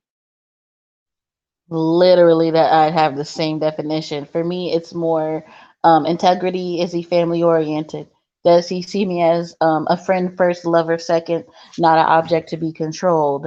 Will he take care of me? Will he be there for me, emotionally, mentally? And just pretty much everything Exotical said. But for me, number one on the list is integrity, because I believe if you have integrity, you'll have self discipline, and everything falls underneath. So I think women, we could simplify our definition of high value if we go for integrity and self discipline first. Because if a man doesn't have those two things, sis, you're in for a roller coaster ride. Yep. That's all I have to say. Guys, do you guys, what's your definition of a high value woman? A slim waist and a fat ass and long hair? Exotical skin? No, let me stop. Um, I haven't really like thought about it. Really haven't really thought about it. But I think it's kind of like cyclical to similar to what you women have stated. A woman with integrity. Somebody that's transparent. We should have had the man go first because now he lying. Yeah, I never thought about it. So, but now you're thinking about it and you're lying. Anyways, I'm Bossy, Not sorry. you Go are ahead. bossy. You You are on know how every I man's am. neck like a dominatrix. But I am a dominatrix. Arr. Yeah, but I'm just like, you lied because you said you ain't never even thought about it. But since we said all that good shit, yeah, what they said, it's cool. I ain't mad at you. yeah, yeah. Hey, I'm speaking to I don't want to like kiss your asses, but I'm speaking to some intelligent queens. So Oh no, we're princesses over here. We're not queens. Heavy is the oh, head my, that my bad. wears Oh, the my bad. crown. We're princesses. Okay, I'm the okay. empress, baby. Intelligent Eh, princesses. Okay, I okay, and like let me that. not speak for everybody. I apologize. No, I like to drink my liquor But and chill. just to add on to that, I definitely like what Exoticals United said in terms of I think intelligence is vastly underrated in a woman. A woman that you can talk to uh freely about whatever type of like something that we're doing like right now, what I'm saying. A woman that's deep, that's not, that doesn't have conversations that is shallow. We can talk about any type of thing like, politics,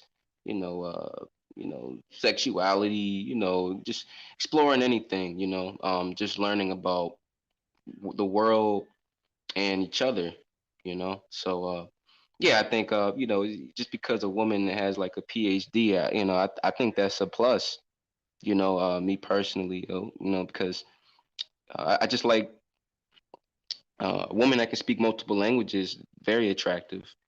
and most of those women are educated. So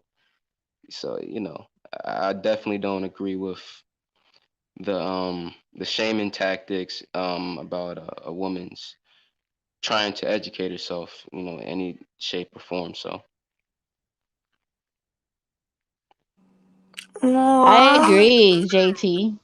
that was so Oh bad. yeah, what happened? But I really liked his answer. I was like, okay. Oh, okay. Yeah. He said, JT Hellstorm said intelligence is underrated in the black community, but things are changing. I definitely agree. Um, they shame people that speak proper English by saying, "Oh, you sound like a white person."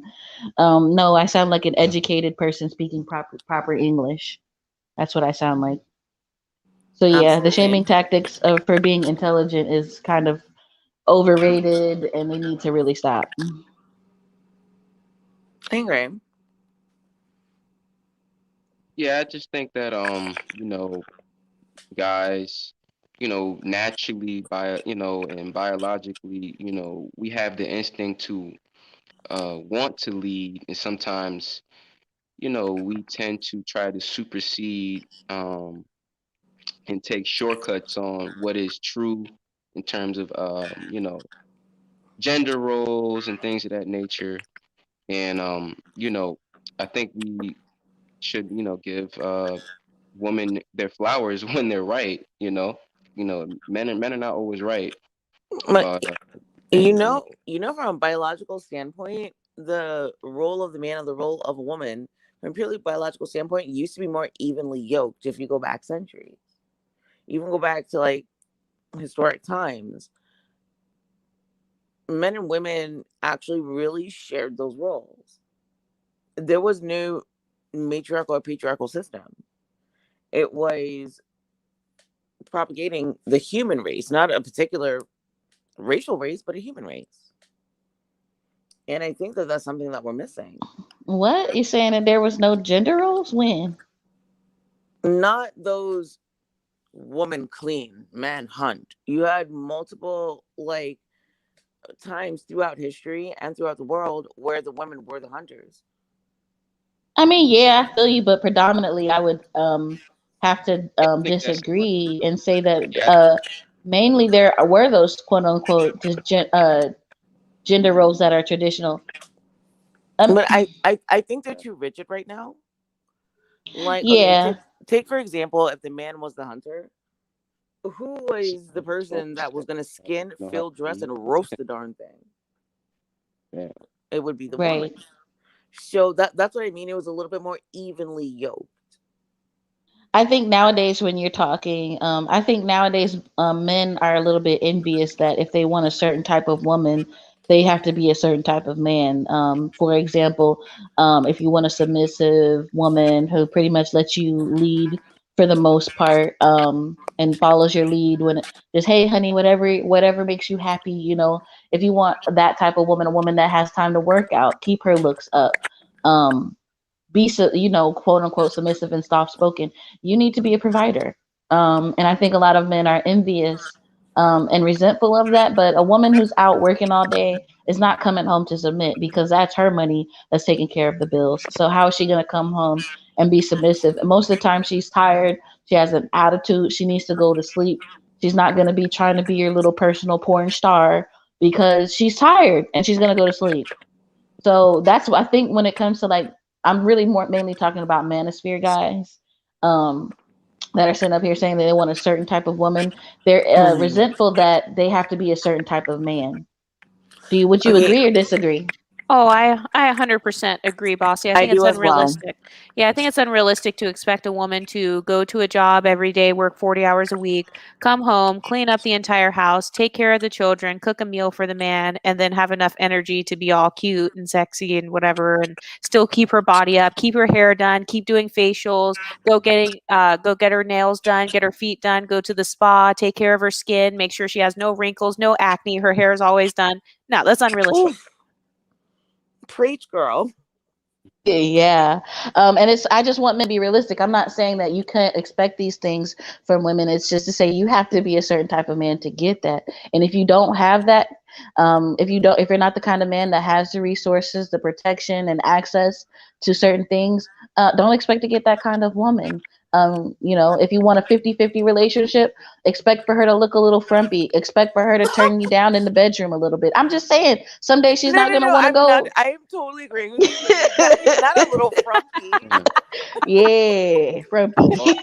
No, girl, I can listen to you talk for hours. Oh, I'll do a live stream tomorrow just for you, boo. Yeah, And I can especially if listen. she I'll has be there. kids. And especially if she has Yeah, kids too and she's working. right, Mm-hmm. Which right. I have so many up and down feelings on all of these topics. Like, and I find myself when I listen to you ladies and you gentlemen, I find myself I'll mildly disagree. Like I'll like 20% disagree, but then 80% I'm like, yeah, I feel you guys. And wait, I didn't have a question. I had a question. It Dude was said if her feet ain't done, he get a divorce. Are you gonna pay for them pedicures every 2 weeks though? Yes. You say yeah? Okay. Some men really like feet. I don't mind. I love a man that love feet because I like my feet rubbed. So if you got a foot fetish, you are my type. Yes, oh babe. Yes. no. I'm serious. You think I'm playing? You better drop the link to the OnlyFans. Look, it's on my channel. It's in every description box. Yeah, men like feet. That's the thing. I don't know why. They do. And I'm very I like to be treated very I like to be pampered by my man. And just like your woman pampers you, she will pamper her man too. But I love when my man rub my feet. I love it. I don't know. Y'all like foot rubs? Anyway, let me stop. I do. I Okay. do. And I have what I call ugly You feet. could So I was say. like, no, don't touch my feet. Oh, not ugly Yeah. feet, sis. I was just like, oh, they're so chubby. I have little chubby feet. Oh no, no, no. Chubby feet are cute. I was like, I I have have little chubby long, feet. skinny feet. Look now, exactly I about it see, but laughing. I was one of them little banana boat feet. This Yeah, long I got and long, skinny white slender. girl feet and skinny toes, long, Not skinny white toes. girl feet. But they're exact. That's what people called them when I was growing up. Like white. You know how white people got long, skinny toes? Wait, wait, Come but on now. do the toenails curl up? I don't know what you mean. No, I have straight feet. They're Wait, straight. what? Yeah, but Yeah. I heard this Yeah. weird thing when I was like a little kid. They're like, "What them Yeah. white girls? Their toenails they curve up." Oh no, Um, no, no. Mine don't do that.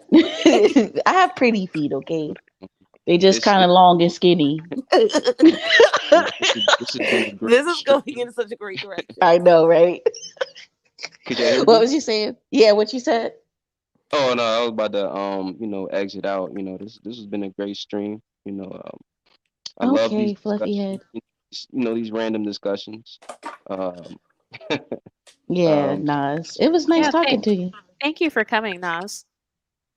absolutely, I appreciate you It inviting was me. wonderful speaking with you. Huh? Oh, I said it was wonderful speaking with you.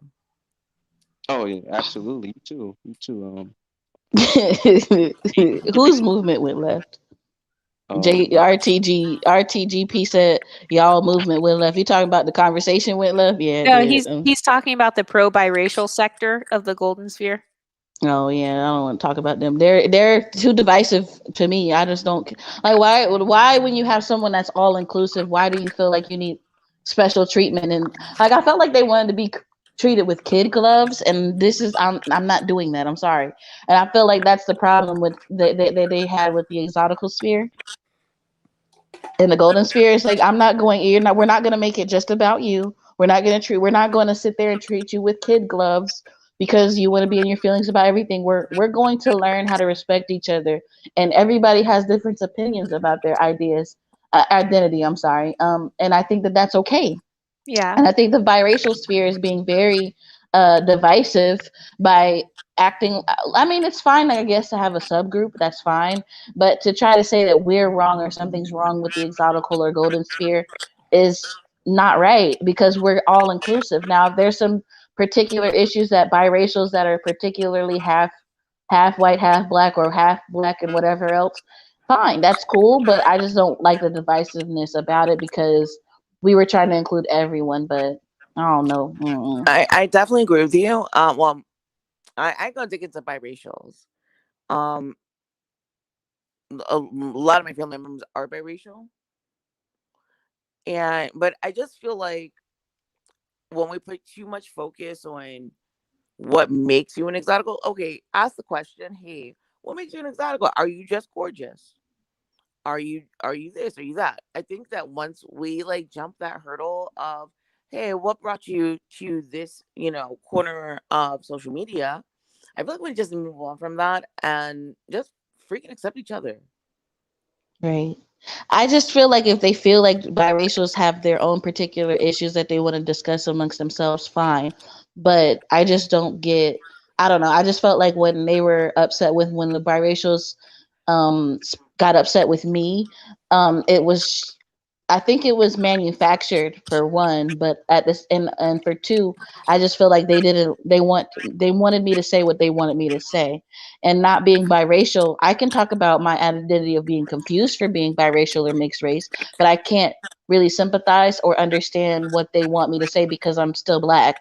So it's about respecting and navigating everybody's identity individually. And I've always been respectful to biracials. So I think that their biracial sphere is just a little bit irrelevant and unneeded.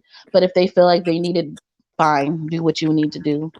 I think you're kind of in an interesting space. Like, you are outright a light skinned woman. Right. Because And I'm 85% African and I'm 14% European and then 1% Chinese Vietnamese, oh yeah, yeah, yeah. according to my ancestry I did results. watch a breakdown result, which I have Yeah. yet to do it because I don't feel like I don't feel like it's optimized yet. I think it's Right. optimized for people from Europe or direct European descent. I don't think it's optimized for us yet. Hmm. That's why I'm holding out because I know Right. it keeps changing for people, and I'm like, Yeah, I don't they know. updated because it's more it's based on an average with the tested population. So the more people that take the test, the more accurate or the more information they'll have. Like I don't think that that 1% is Chinese Vietnamese. A lot of people were saying that that gets confused for indigenous to America, like Native That Americans. is actually very true. So, and I've already told everybody on my channel from the beginning, I'm Native American, black and white, mainly black, but I'm multi generationally mixed. We know about our Native American ancestry. We don't know the tribe, and we also know that we have white in us. But I know that I'm predominantly black, so I've always claimed to be black. But I have the light skin, and all of my family has softer hair. Mainly, none of us really have 4C hair. Um, and we have these exotical features, a lot of us, and a lot of us come out looking biracial, but we're not. A lot of us are like, there's my niece, she's probably 90 to 95% African, and she looks directly mixed. So for them to sit up there and because she has brothers and sisters, her dad is black, her mom looks like me, but her dad, she has brothers and sisters that her dad had with a purely white woman, and they look identical, they look the same. She looks just like her directly mixed brothers and sisters. So very pale skin, everything. Like it's crazy, but that's how And our family is. And so people have to and understand. that is a beautiful thing. I think so. No matter what your family structure breakdown is, complexion, hair type, eye color, nose, lips, all of it's beautiful. Right. We have a lot of strikingly gorgeous, unique looking people in our family, and we are part of, the black community in America. And so it's not fair that people, I've always identified as being black. And so it's not fair that when unambiguous people want to try to police me and say, oh, you're not black enough. I think 85% African, according to my ancestry DNA results, is pretty damn black. But, Well, whatever. tell them. Tell them. Yeah, but I think they just don't want to compete with the multi-generationally mixed black people. But I mean, it's not fair that say one of my brown skinned, dark skinned cousins gets to be the face and represent black people, but I don't, but the same genetic makeup, but I just have lighter skin and curly hair. It just doesn't even make sense. So black people have got to get over this. So which is why I joined the exotical sphere and the golden sphere, because I just feel like we need people advocating for this and understanding phenotype and understanding racial identity is one thing and phenotype is another. And black people in America can come out any color at any time. It's crazy. You have people thinking that two dark skinned people can't give birth to light skin, but because we had slavery and those women back then getting accosted and taken advantage of by their owners, there's always going to be a throwback gene. There's always going to be something that's going to be able to show up in that Black African American phenotype. So it just gets weird. It does get weird, and I do want to point something out. Have you met a lot of people that are African American, be they multi generational mix, have dark skin, whatever, and they have Irish last names? Yeah. Yeah. Yeah, that Yeah. exists because I'm not gonna go way too deep into the history of all of this, but you had free people of color, the freed slaves, and Irish people all living in the same neighborhoods post Civil War. Put a bunch of different cultures in one neighborhood, what you gonna get? A bunch of babies. Right. For me, I just think that we need to be respectful of people's identity. Like, my whole life, people are, oh, what are you? What are you? Are you mixed? And I'm like, no, I'm just black. And you just see them frown up, or they're like, no, I mean, you can't just be black. I mean, like, what really are you? I'm black. I don't see the point in talking about being mixed race because most people in my family, the family union, were blacks. The My mixture comes in too far back for me to claim being mixed, but I just look very mixed to a lot of people. So it gets weird to me that people obsess over, even white people have to ask me. All races of people ask me what I'm mixed with, and I just don't like even going into my admixture because I'm black. Too many It people are just, too darn color struck. yeah, I'm doing my best not to curse. Oh, it takes so much out it's of me. okay. It's But okay. they're too color struck. Yeah, it's weird to me. And I always remember feeling that light skin guilt, over saying that when I say that I'm black, I feel guilty for saying, oh, I'm black because I have, does that make sense to you? Like, oh, I feel guilty that I'm light skinned and people find me so attractive, and then they actually act as if I'm saying something wrong when I say I'm just black. Um, why should I give why should I recognize the European and indigenous ancestry when I've never met those people? I've only heard traditional stories by word of mouth in my family who was what. And I've done my ancestry family tree, I've seen the census, I've done extensive work looking for which family members were what.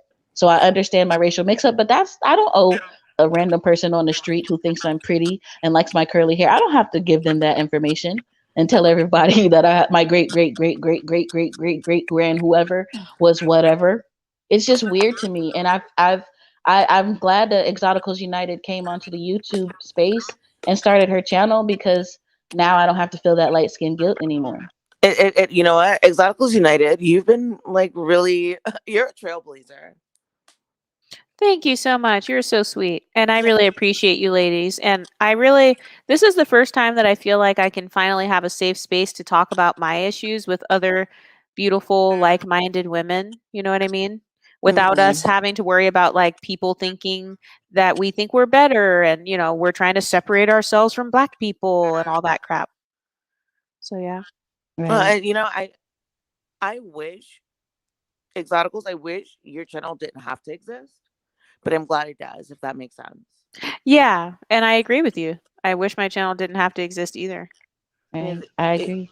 this has been a long, hard road. This has Hmm. been like the road of perdition. It's been hard. Um, just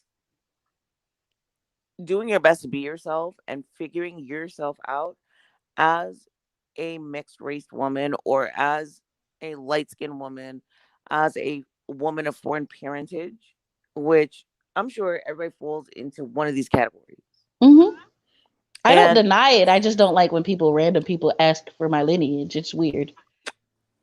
you know, Can I just be black? I don't know. Like, for me, I just want to be black and it be enough for, people ask, because I think all black is beautiful. And I think my beauty and my phenotype falls under the black phenotype.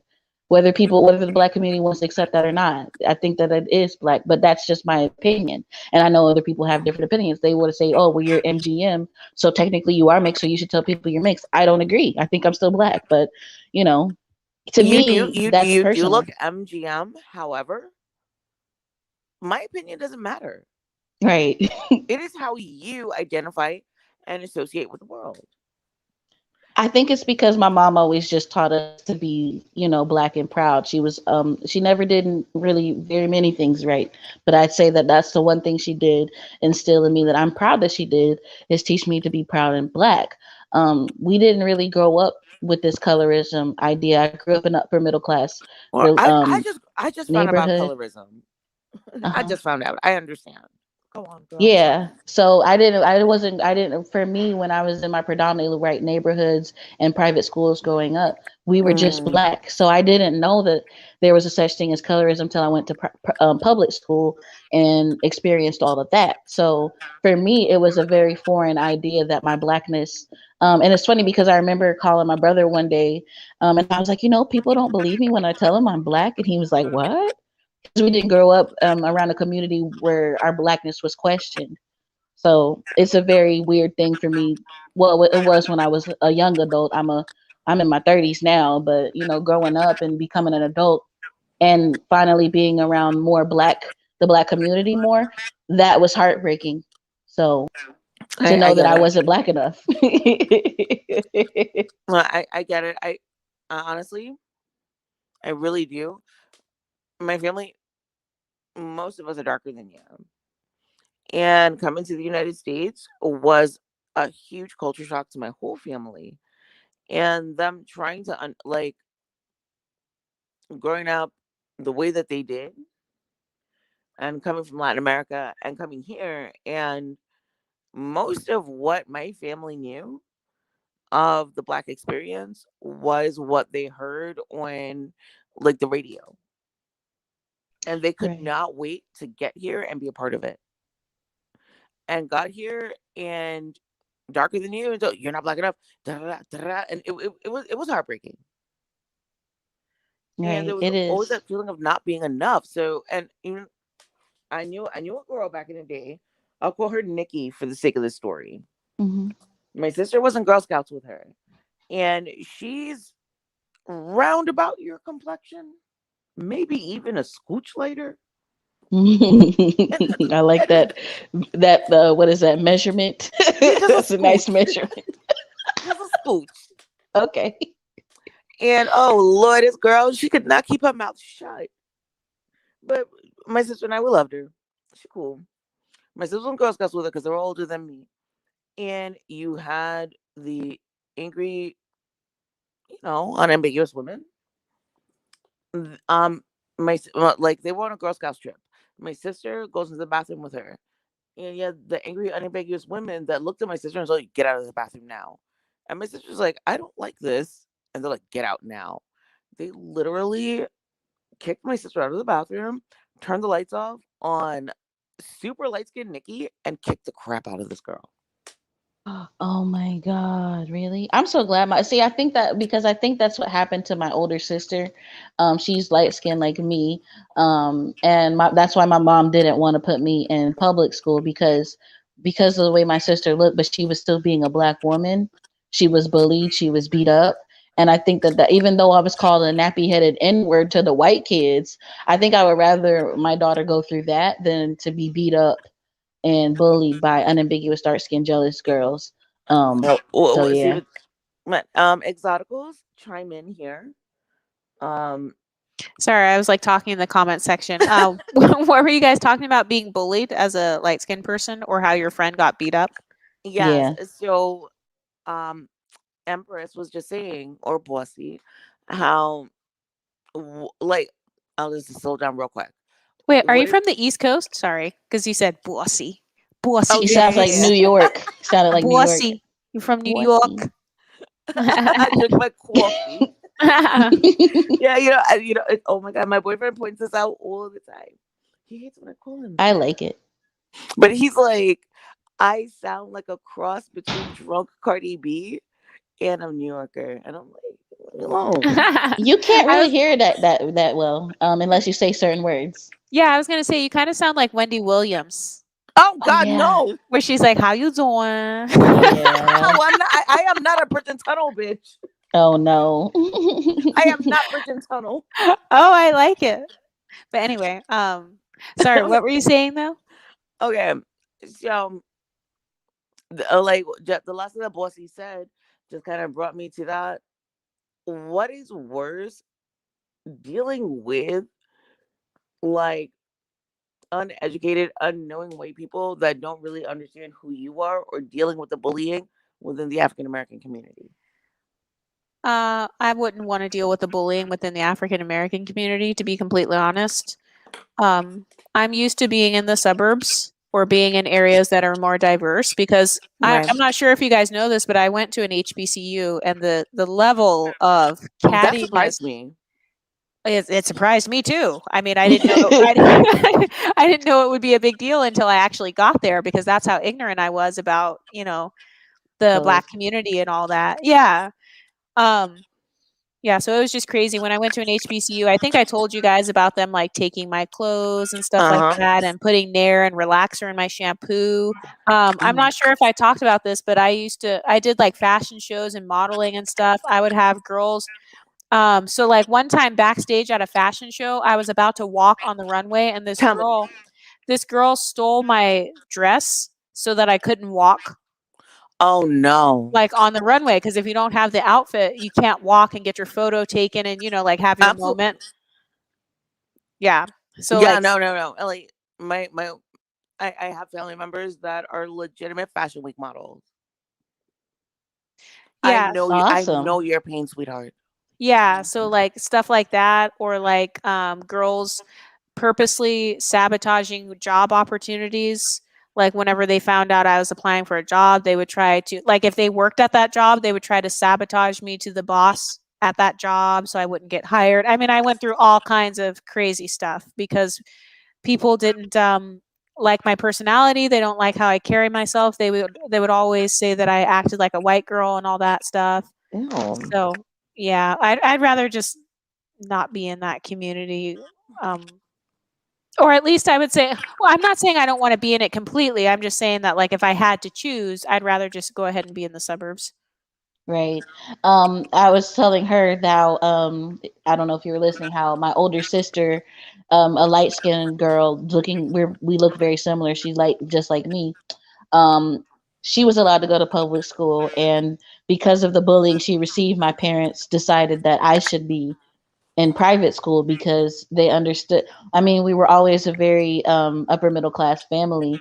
And I think that I would honestly, I had a light skinned daughter, I wouldn't want her to go to public school that was predominantly black. I would prefer to be around, even if she was going to experience racism from white people, I would much rather her go through that than to be beat up in a bathroom because you're pretty and light skinned and people are jealous. So yeah, I think that I would definitely, if I had a light skinned daughter, put her in private school or move to a predominantly white neighborhood with predominantly white children going to that school.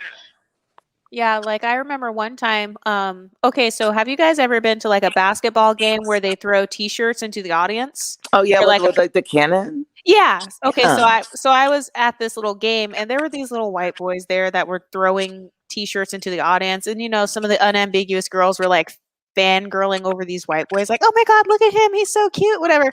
And then like I waved my hand so I could get a t-shirt and the little white guy, he pointed at me and he was like, "Give her a shirt." And then he did the cannon thing towards me and then I got a shirt and then the unambiguous woman that was like not too far away from me, she was like, "He was pointing at me. He wasn't looking at you. He didn't want to Oh give my you the shirt. gosh. He wanted to give me the shirt." And she got so mad that she literally tried to fight me over a t-shirt. Oh my god. This was at the HBCU. And I was just like, Wow. it's a I shirt. I almost went to Morgan State. Oh, okay, yeah. Yeah, no, Morgan State was my goal, and I really wanted to go. And my mom was like, "Yeah, that's not gonna happen." I was like, "They accepted me." I was like, I didn't apply anywhere else, mom." And she's like, "Yeah, no, we gotta work this out." She's like, "They are gonna tear your ass apart in 2 weeks." Yeah. My mom tried to warn me about going to the HBCU. She was like, "I don't know if you can hang with them. I don't know if they're going to like Stop. you." And I was like, "Mom, you're being mean to me. What do you mean I can fit in anywhere? What are you talking about? You're trying to kill my dreams." And I was, Oh, yeah. And I was like, "I'm still going there." So and you wish you would have listened. well, I mean, ultimately, it was a good experience. Don't get me wrong, because I'm very well versed on the African American community now, and I actually think that my experience has helped my content. So now Yeah. it's like, no, you can't argue with me because I've been in the heart of quote unquote Blackistan. Right. And I mean, I went to, like I said, I went to I lived in a predominantly white neighborhood, went to a predominantly white high school. Well, it was a private school. And then my junior and senior year, I went to a predominantly black school and lived in a predominantly black neighborhood. Um, excuse me. Did you guys hear that? Hopefully not. No, I didn't hear anything. Okay, good. I burped. But yeah, so I got a little bit of experience of the Blackistan. And I honestly, when I went to the predominantly black school, I ended up hanging with the Latinos more. And that was more fun for me. And they treated me just like one of them because most of them didn't know that I was black And because then you probably they got that don't know the question, right? difference. Oh, what do you mix? What do you mean? Are you Peruvian? Are you Dominican? Are you Puerto Rican? Da-da-da. Well, they would only notice at lunchtime I would sit with them and then they would all start speaking Spanish and I would get that confused look on my face and start fumbling through my little sidekick phone because that's when the sidekick was hot. Y'all remember I remember that. Yes, I still that? have two of those in my dresser drawer from back in the day. Girl, and they'd be like, "Oh, she doesn't speak English. I mean, she doesn't speak Spanish. That's rude." And so they would try to speak English around me, which I thought was really sweet because they respected me and they knew I didn't really have that many hood chicks that I would hang around. They were my friend group. So none of the guys would date me though because they knew I was black.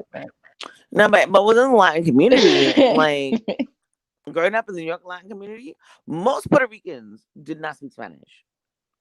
the ones over in Florida, because I'm from Florida, they speak a lot of the Spanish, especially when they're around each other and they're friends. They speak all Not Spanish, they. huh?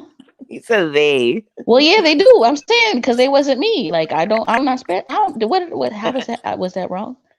I don't know. What No, did I no, I'm say? just laughing. I'm just laughing. Oh yeah, no, they would speak amongst themselves and speak Spanish, but they'd be like, "Oh, our friend that's black and speaks English, she don't know what we're talking about," and they're like, "Oh, that's rude. We will speak English around her." I know like words that they were talking about. I know some of the words, but I never really caught on. I need to learn Spanish. They're not blend right in. It's a beautiful language. I Yes, advocate Hialeah for in that. Miami, they do not speak any Oh, English. you're I from was so Hialeah? angry. No, but I Okay. was there one time and I got lost when I was 18. This was before GPS was really good. So I got lost.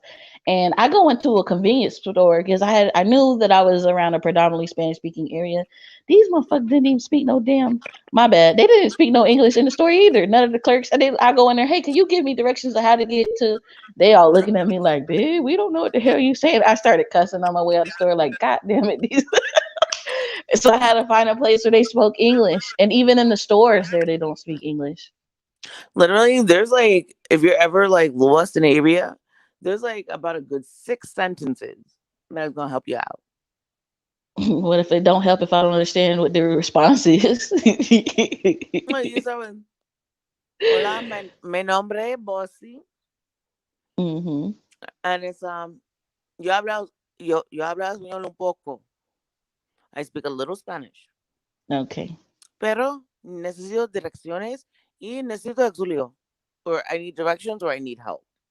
Right. I understood like three of those words without you telling me what. Right. So you to go down. Start with yo hablo Yeah. yo hablo español un poco. Blah, yeah. So they're like, That okay, is. you understand every third word. Yeah, I So very we gonna few find little bit. somebody to help you. That's pretty good, actually. If you understand every third word, you can still I get by. understand more than Yeah. I can. Yeah, I understand more than I can speak. Yeah, that's fine. Wait, Dia, eres Latina or no? Yeah. Soy una latina. Mi familia es de Trinidad y Venezuela. Oh, okay, cool. Slow down. I'm just kidding. Yo soy una latina. Oh, I love it. I think that's such a sexy language. Even Yeah. though y'all just said us like Wendy Williams, but I forgive that. Oh, insane. I love y'all. Don't mind me. Literally everything is a joke to me. Me too. That's why JT Hellstorm was like, Bossy, you need to get into stand-up comedy. I know, Yes, for that right? one. I guess for that. I agree. I'm gonna start doing, I think I should start a channel doing comedy skits. Yeah, you should, Bossy. I You should. agree. I might actually start writing some skits for y'all. I could actually really watch a ton of material from you just riffing on like Don't let non-light skinned people riff on you. Just riff on being light skinned. You can actually really like, I don't know. I'm gonna figure something out. I promise you guys, because I love to make people laugh.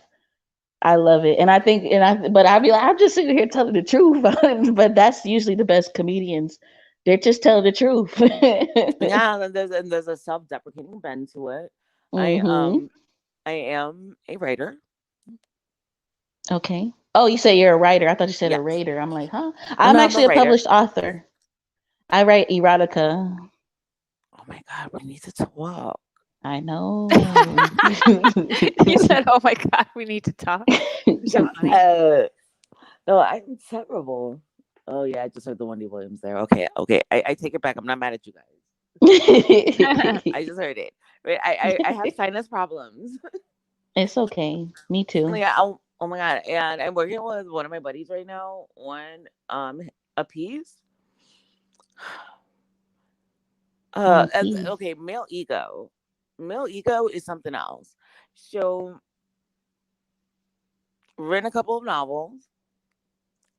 Mm. They're not on the shelf at this point because I'm not gonna be one of those Zane self-published because I don't write Blackistan shit. I don't. Me neither. But you can publish on Amazon in like 3 minutes, and it'll be But I available to don't be. want I expect the same the amount of blood, sweat, and tears I put into this while working an incredibly difficult job. Mhm. I want my agent. I want my book deal. Okay, sis. You have your dream. I say go for it. I didn't go that route just because I want to build my platform, and I just feel like my audience will be my consumers. Also, I sell a lot of short reads on for like small business. I sell how to be a phone sex operator, and it's an ebook. So I want to get into more short reads. So for me, just making like Send me your links and I'll buy everything you've put out. I got you, sis. Wow, I'm not I don't playing. know how I'm Like gonna get. What do you have an email? yes. What's your email? Let me get it. Oh, you're in the. Are you in the exotical group? Yes, I am. You can add me in the Discord, and then just we can talk in there. Okay, yes, because Yeah, like that makes it so much easier. Because then everybody have an email and email you, and yeah, just hit me up on Discord. yeah, I randomly like put my email out for literally 20 minutes and it looked like the sausage party. No, exactly. That's what I'm Like saying. Just hit me up. why? Oh my god. Yes, I don't know why people Exoticals. came I'm in so there. Yeah, came in there and started spamming. So I don't know why they did that, but I blocked them. Thank goodness. But I anywho, don't it's know. been I three wanted hours. you to keep it up for 5 minutes longer because I had more to say. Oh, let's go. Yeah, I was like, oh, you wanna be like all slapping dicks? Let's slap it. Yeah, all right. Whoever sent that picture, their dick is nowhere near that big. Oh my god, but I was so disturbed by it because I was like, why are you guys like? There's no woman in the background like stretched out looking all sexy. You guys just slapping dicks. I mean, it's kind of weird if you think about it because why are men searching online for pictures of dicks to spam Exactly. people? Like, it's kind of gay, but Exactamente, mi cariño. What the what? everybody's See, but laughing. this is why. I disappear off the Discord about Mhm. Friday about 8 p.m. I disappear off of it, and then I pop back up like Monday 6 p.m. I'm like, oh my god, what happened? Because my man is like, this is weird. I was like this last weekend that just passed. I was like, it's not weird. Us just MLS women talking or whatever. And then I saw the sausage party, and I was like, oh, this is why he doesn't like me. This is weird. I was like, all right, I get it. I was like, Sorry, we can't control the trolls. I don't know why they get off. Why do men get off of sending random dick pics like unsolicited? Like, why is this a thing? I'm They're so kind. proud of their little dinglings. I call it eye rape. That Oh should my be illegal. god. See, my thing about it was, I was like, I'm not gonna say unsolicited dick pics are okay. I'm not gonna say that's okay. But I know that's not your dick. Right. That wasn't their dick. It was, yeah, I don't know. Anywho, I don't know, Why do man. you have dick pics clutch? Like, oh, They were scrolling the internet looking for dick pics to show us. Like, that's not even your dick, bro. Like, send us a picture of but they came yours so we can see how tiny it is and make fun of it. Which but they some came guys get so off on that, so let's not. but they came with the pictures so fast that I was like, you got this saved. The pictures came so boom, boom, boom, boom, boom. I was like, you just He keep couldn't send a these, picture of his actual penis because he knows it's small. bruh. But they saving these. They have these. Yeah, it's so weird. I'm gonna find a nice pic of a dick and I'm gonna send it to the exoticals. Girl, They're they're not such even like trying pervs. to find them. They just have them. That's Mouth even watering. Mouth worse. watering. These are mouth watering. God. Oh Lord. I'm For just like, what the but LGBTQ even if you're plus. not in like a community, like I know if you've ever been like on a dating app, you guys have seen these dudes was like send you random or even on Facebook if some weirdo or Instagram, I haven't had people send me like I'm like, why are y'all sending me this? Like, you know I'm blocking you. But has a woman ever been like, yeah, bring that over here, daddy? Like, does that ever work? Oh my! I've asked that question. Like, has this ever worked for you? That's what I would be wondering. No, on if I there's a dating app called Tag. Dudes be in there talking about some. I want to eat your booty and do all of this, and I'm Ew! like, exactly. But I'm just like, sir, do women actually? I'm like, first off, that's disgusting. Because if you're gonna just do that to a random woman I that you know you met don't even know she on an wife app, bleed. right? I'm like, bruh, but they don't. That make it even better for them. They like that. Oh no! Not that. Oh no! Okay, Not that on that junior note, special. on Right. on that note, I'm sorry, No. exoticals. But yeah, on they nasty. These niggas nasty. on that note, I'm gonna hop off. Thank you so See you much for later. having me, RTGP 2.0, and I'll talk to you Oh guys yeah, later. exoticals. Okay, I am so sorry. I'm sorry, your it's virgin okay. ears. It's okay. I'll talk to you guys later. Good Bye. night. I ruined the whole stream. Look, I talk too much. my bad. I just had to tell y'all these niggas is nasty and they'll do anything and they get off on doing nasty shit. That's all. Boy, see, I talk too much. I mean, I don't know.